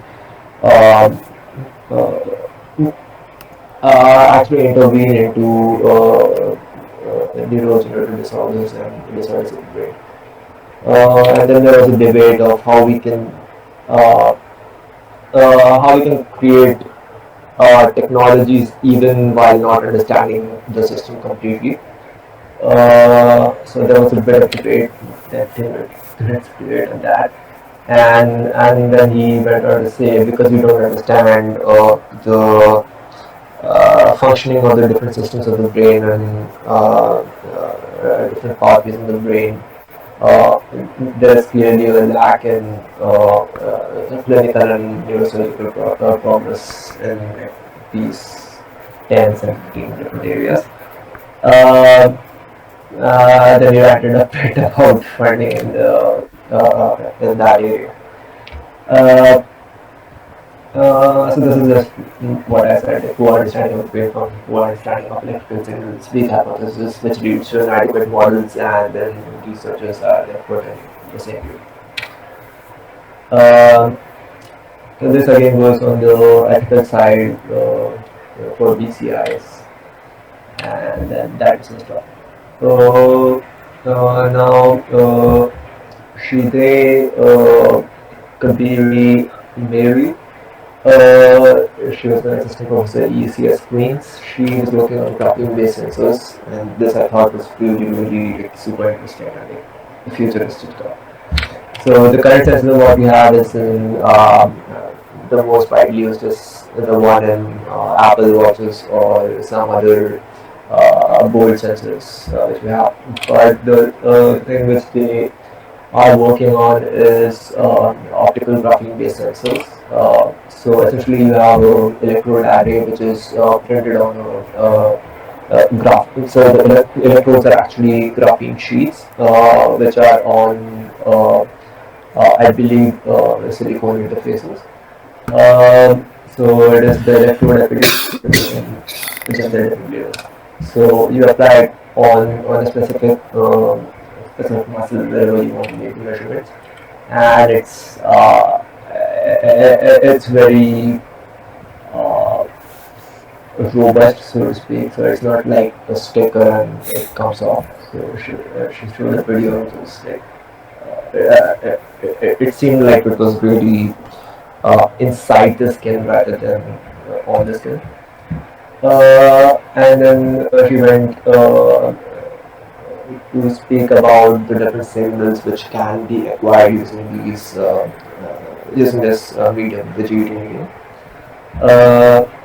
and some potential future applications, because this was the development.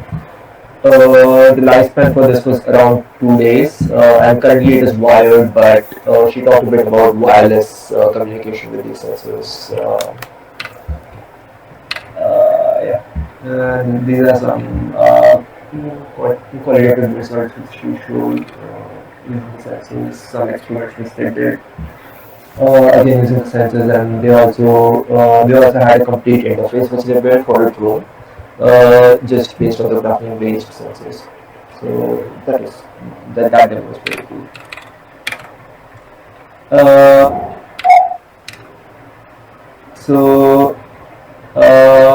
His talk I did not find very interesting. He was basically working on emotion sensing and user experience in healthcare and doctor-patient rooms and interactions. So how to modify the environment in a region based on the emotions of the doctor as well as the patient, or depending on the clinical condition of the patient. So it was basic stuff for emotional recognition, and then he says how this can be used using the normal case and the attention mechanisms in self-driving cars as well. And, pretty much all of the same thing. And then there were some questions. Sure. Hey. Yeah. Oh, yeah, I think we can probably, I mean, this is great, but I wanted to get on with a couple other things. Oh, yeah, sure. But yeah, if you could share those things, that'd be great. That looks I'll do it on the side. Yeah. I had a couple, I'm going to talk about papers. I had a question from Erin.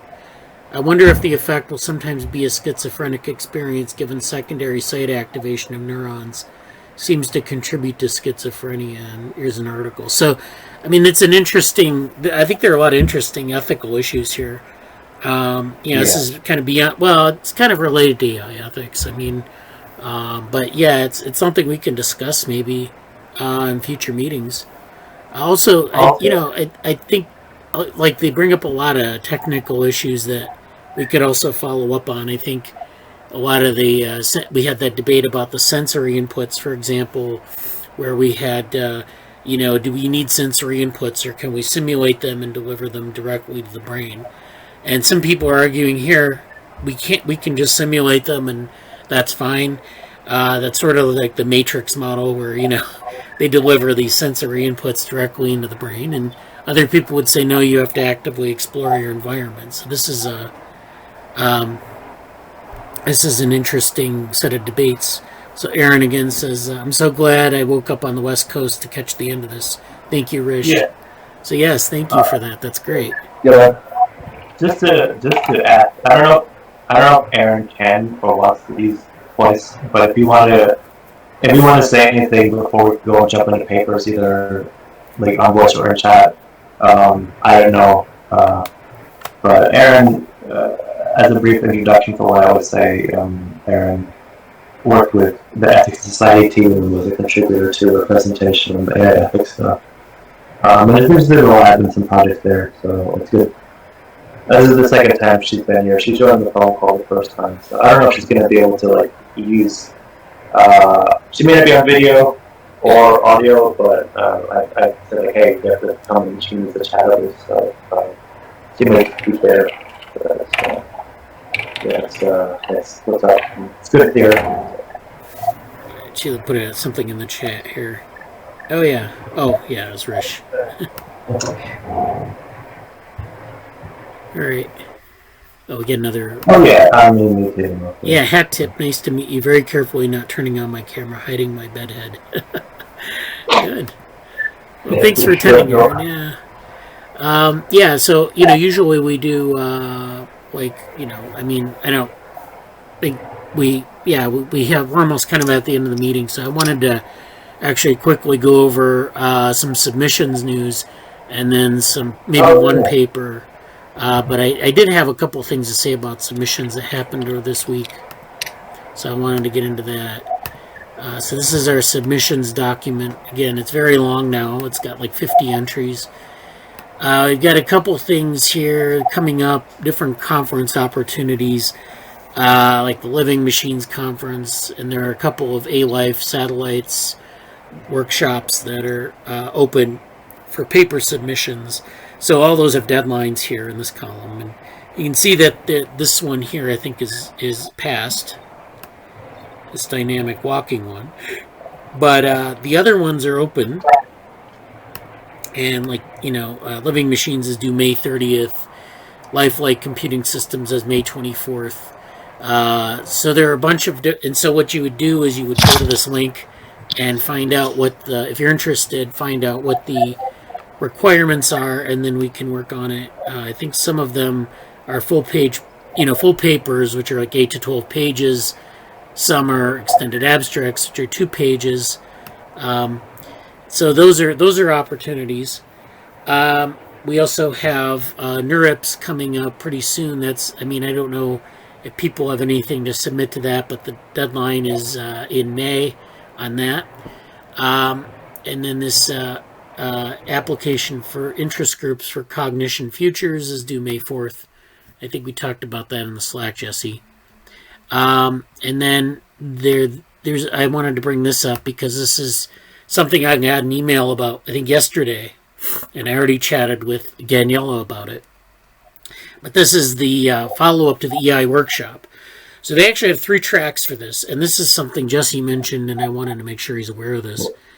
There's we talked about, there's the Artificial Life special issue, there's the Frontier special issue, and then there's an Embodied Intelligence ebook. And so for all of these, there's an abstract deadline of May 21st. So what they want here is they want a proposal on sort of your take on EI, or Embodied Intelligence.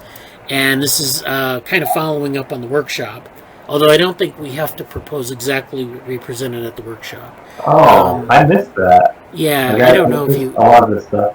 Yeah, so I can actually forward you the email. I don't remember if I did or not. But, so the Frontiers, of course, has a APC fee, which is going to be kind of hard to swing, I think. But I think the Artificial Life issue is open. It doesn't have an APC fee, and we can try for that. We can also try for this Embodied Intelligence ebook, which I think is a lower threshold for what you actually have to do to get it in. So that might be, we might submit 2 abstracts here. One would be like for this Artificial Life special issue, and one would be for the Embodied Intelligence ebook.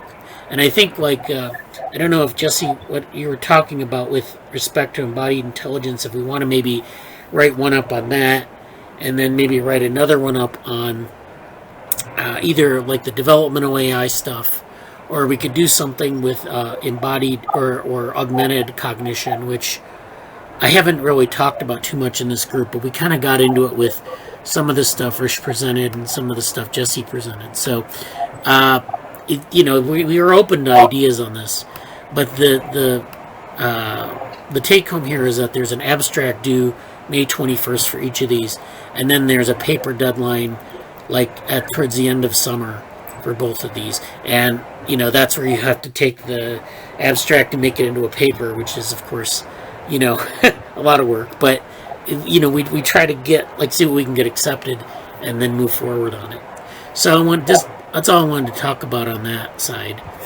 So now I want to get to the papers, and I'll take maybe 10 minutes to do this, because we started a little late.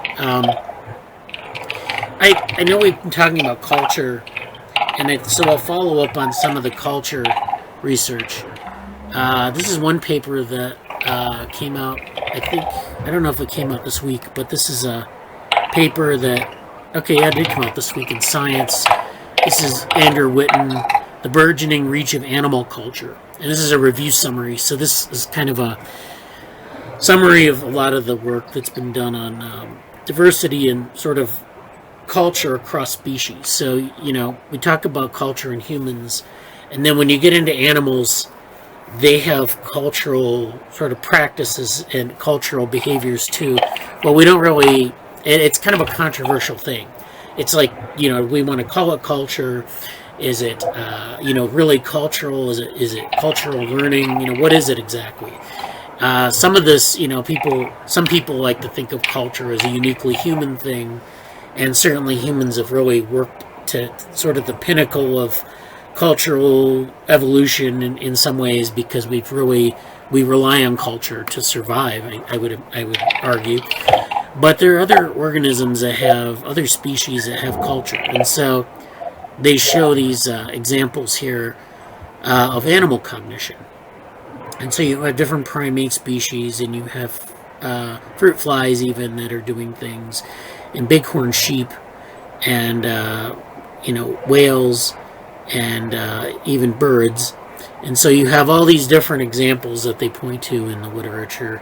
And I don't know, they interpret it as cultural learning, cultural behavior, but that's always contentious to sort of to make that claim, because we can't really define culture in humans very well for various reasons. But I think that identifying it in animals is a bit tougher. But one of the things they use, of course, is this criterion of cultural learning. So in these vervet monkeys, they're doing things like washing potatoes and other types of things that they teach across generations or even to their peers, and you can observe this process. And so that's one example of animal culture. There are other examples where you have copying behaviors. So they initiate a tradition of copying, and that's also considered culture. They can also do things like modify their environment or migrate to different places. So they can transmit ideas about what kinds of ecosystems are friendly or unfriendly. And so there are a lot of things that go into this. And so this is just kind of a review of this area. And then this is the paper here. This is a review paper where it kind of really goes into a lot of the details of this, discovering animal culture, all the research that's been going into this area, some experiments of cultural diffusion experiments where they look at how cultures or cultural practices are diffused. So in the case of birds, they look at social networks here and diffusion across the social networks. They look at intergenerational learning in these birds, and they also look at different transmission chain experiments where they look at the transmission of ideas as cultural traditions. So this is a nice review of this area of research. Then they give this is actually a nice diagram here of social learning. And this actually incorporates a lot of things perhaps that we've been talking about in this group.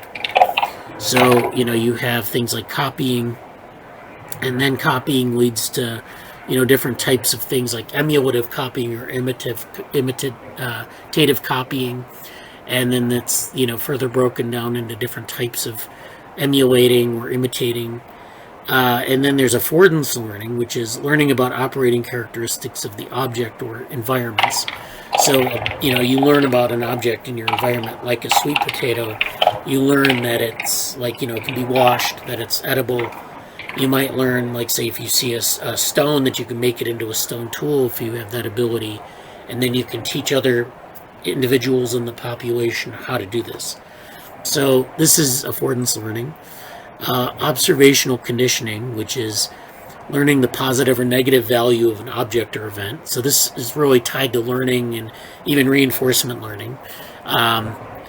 And enhancement, which I mentioned before, which is focusing attention on part of the environment. So you can focus on an object or a location, and you can actually enhance your environment in different ways. I think you're all familiar with maybe how beavers build dams, and ants build, or termites build nests, and they can modify their environment by building these structures. They can improve it for their own survival, or things like that. So these are all considered social learning, cultural traits. So they just show more experimental evidence here. They show a diagram of cultural evolution. So cultural evolution occurs in a lineage. Of course, you can have transmission through a lineage, over generations, but you can also have cultural evolution as a peer-to-peer process. And it's distinct from biology in the sense that biology sort of enables culture, but it's, people tend to think of this in terms of a dual process. So you have the biology, but you also have the culture on top of that. And culture can evolve very independently of biology, but biology enables culture in a number of ways. And this is why, we look at the animal models. Culture is not ubiquitous across the animal kingdom, but it's also not restricted just to humans. You get, certain examples in nature, and there may be ecological reasons for some species to have more ability to express cultural behaviors than others. They talk about gene culture, coevolution, which we've not talked about a lot in the group, but it kind of goes through this relationship between biology and culture and how these things co-evolve or don't co-evolve. And then it gives a United Nations program outlook for animal cultures and how it's important. So they're trying to advocate for the study of it here. So there are good references in this too. If you want access to this paper, let me give access to the Google Drive here. And I'm going to go over a couple other papers before we wrap up here. Erin said, cool cultural development explorations. So yeah, we can talk more about this in future meetings. Let's go to these papers. I had this paper on. This was actually something we discussed in the Slack. Synthesizing behavior through phylogenetic refinement. And this is I'm not going to really touch this paper this week, but this is a nice long paper on looking at how the brain evolves and how different parts of the brain are sort of specialized for behavior. So you have this sort of taxonomy of behavior as perception, cognition, and action, and then the different things underneath these headings. But then what's more important is they introduce this model of phylogeny, which is how animal species evolve and how you get different behavioral traits that are evolved down in this area. So there are different parts of the brain, for example, that appear in invertebrates that are sort of, what they call shared derived traits or synapomorphies amongst different species. So, you get things like dineurality, fovea, expansion of frontal, parietal, and temporal lobes here in primates. And so we share this with macaques, but there are other things in different parts of the brain, like the neocortex, that we share with a larger group of mammals. And so one of the problems about doing this sort of analysis is, like with dineurality, that maybe evolves multiple times independently. So you get these differences. But this is a good approach to looking at sort of the biology of behavior and how it evolves over actually most of the animal kingdom. And then finally, there's this, let me see if I can find it. Yeah, there's this phylogeny where he takes the brain and he takes what I guess you could call like the three layers of the embryo, and then for each of these you get a certain type of tissue, and it's producing like this either a physiology or a behavior. So the endoderm, for example, is involved in physiology. The ectoderm is involved in behavior. The ectoderm, of course, is where neurons come from. And then each of these neurons differentiate into different types of tissues, and then they're responsible for different behaviors. So you get the midbrain and hindbrain, where you get sensory motor control, hypothalamus, where you get state control, which is like emotional state or physiological state.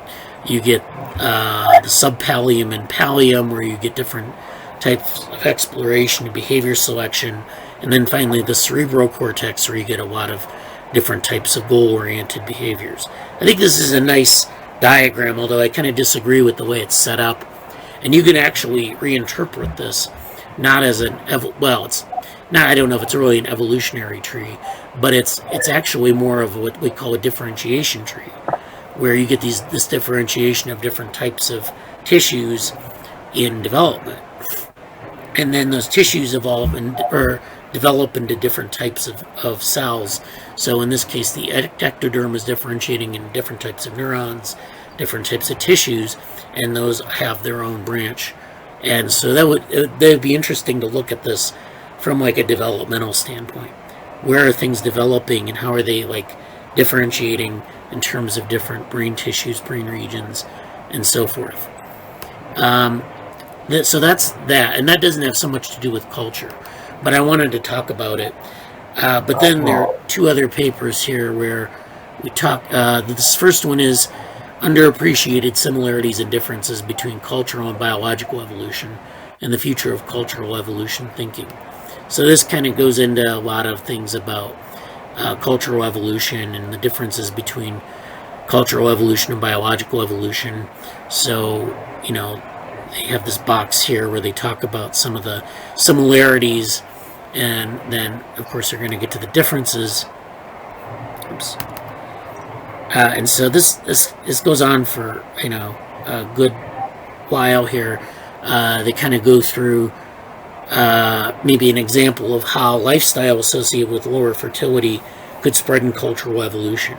So you have this, biological reproduction, but then you have this social learning layer on top of biological reproduction that affects, lifestyle traits, which come from social learning, come from environment, how it can affect, I don't know about heritability, but it definitely plays a role in sort of selection, and maybe, there's a component of heritability, of course, that's not biological. So, how do we sort of parse those components out?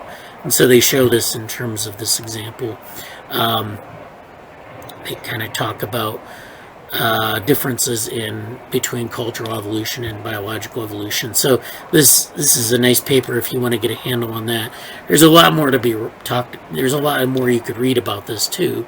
This is just one little example, little window into this area. It's a very large literature, so I don't want to misrepresent it by saying this is like the cutting edge of the field. But then there's this other paper, and this asks just a question about cultural evolution. So they're talking about the cultural evolution of technology. and whether it's cumulative or combinatorial.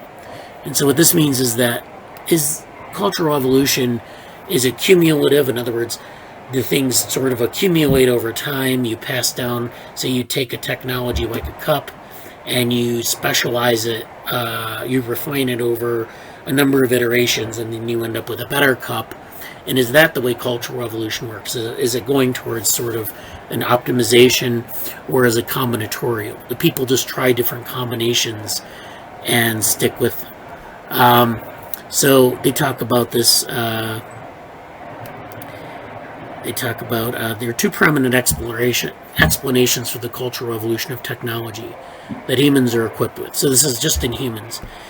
Social learning mechanisms for minimizing information loss during transmission, and two, creative mechanisms for generating novel technologies via combinatorial innovation.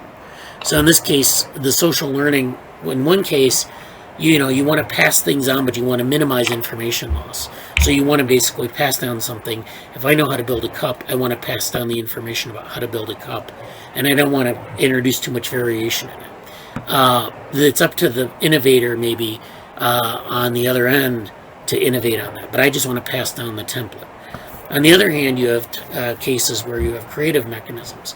So cultural evolution maybe something about like just generating a bunch of different styles of cup, and then they're all over, and then maybe there's selection later to optimize for the best cups, and then that's how you end up with the evolution of cup technology.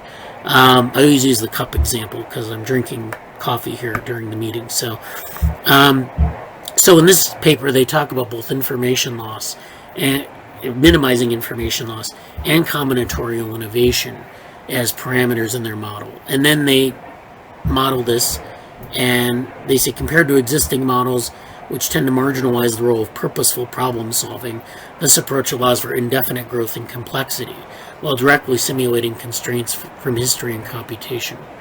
So these findings show that minimizing information loss is only required when the dynamics are strongly cumulative and characterized by incremental innovation. So this goes back to sort of even in science, how innovation is maybe slowed in recent years, and how, maybe 100 years ago it was more open. And this may be like a way to explain this, that, maybe we're just passing down more information as accumulation rather than exploration at this point. These two scenarios work they don't work independently, they can work in combination. And so even over historical time, but even like at the same time. And so again, you can read this paper for more. They sort of offer a parsimonious explanation for the cultural evolution of technology without invoking separate mechanisms for stability and creativity. So they advocate sort of these models being in the sort of operating simultaneously. And they go through a lot of examples from technology and science. And so this might actually be something to follow up on, Rishabh, if you are interested.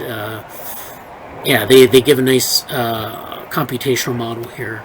And so they look at this problem, and so if you want to read more about it, you can read this, and again, that's in that folder. So so that's okay. So we have a bunch of things in the chat here. Let me go through those. So I put the link to the papers, and then Erin says, Bradley, could you magnify a tad? I did, I think, on one paper, but I'm sorry if I didn't.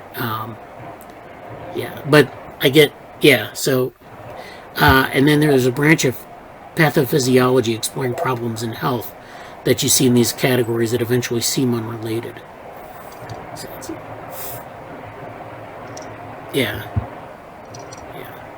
So, do you want to follow up on that, Erin, or the ones that develop with the same tissue? So you get, the developmental origins of all neurons come from the same tissue layer and development. So there are processes of differentiation that produce different types of cells, but the cells have a developmental precursor, and that may be one example of why you can see unexplained related. Like sometimes there are cancers in different parts of the body that they may be unrelated, but they may also be due to them having a common origin in the germline, or in the pre-germ layers of development. So, that's an interesting paper. Yeah, it's hard to present these papers in a meeting because, I wish I had better mechanisms for it. But you can look at the papers, and then we can talk about it in the Slack more. Yeah. So, all right. So that's good. So I think that's probably a good place to end the meeting today. Thanks everyone for attending. Nice to see Rish and Erin. Yeah. Yeah, Anson's sort of attending in spirit. He was talking to me about some stuff and working on kind of a mind map thing we're going to try to talk about next time. So it's great to see everybody here, and looking forward to that. And also new shit just watching. It's nice to see some kind of some new things kind of coming along here. So it's good to see everybody and see you next week. Yeah. See you next week. Bradly gonna share the document with the edits. What was that? The AM document with the edits. See what done with it. Oh. Can you share? Yeah. Can you share it on Slack? Yeah, just share it. We'll share it on Slack. Sure. Awesome. Okay. Talk to you later.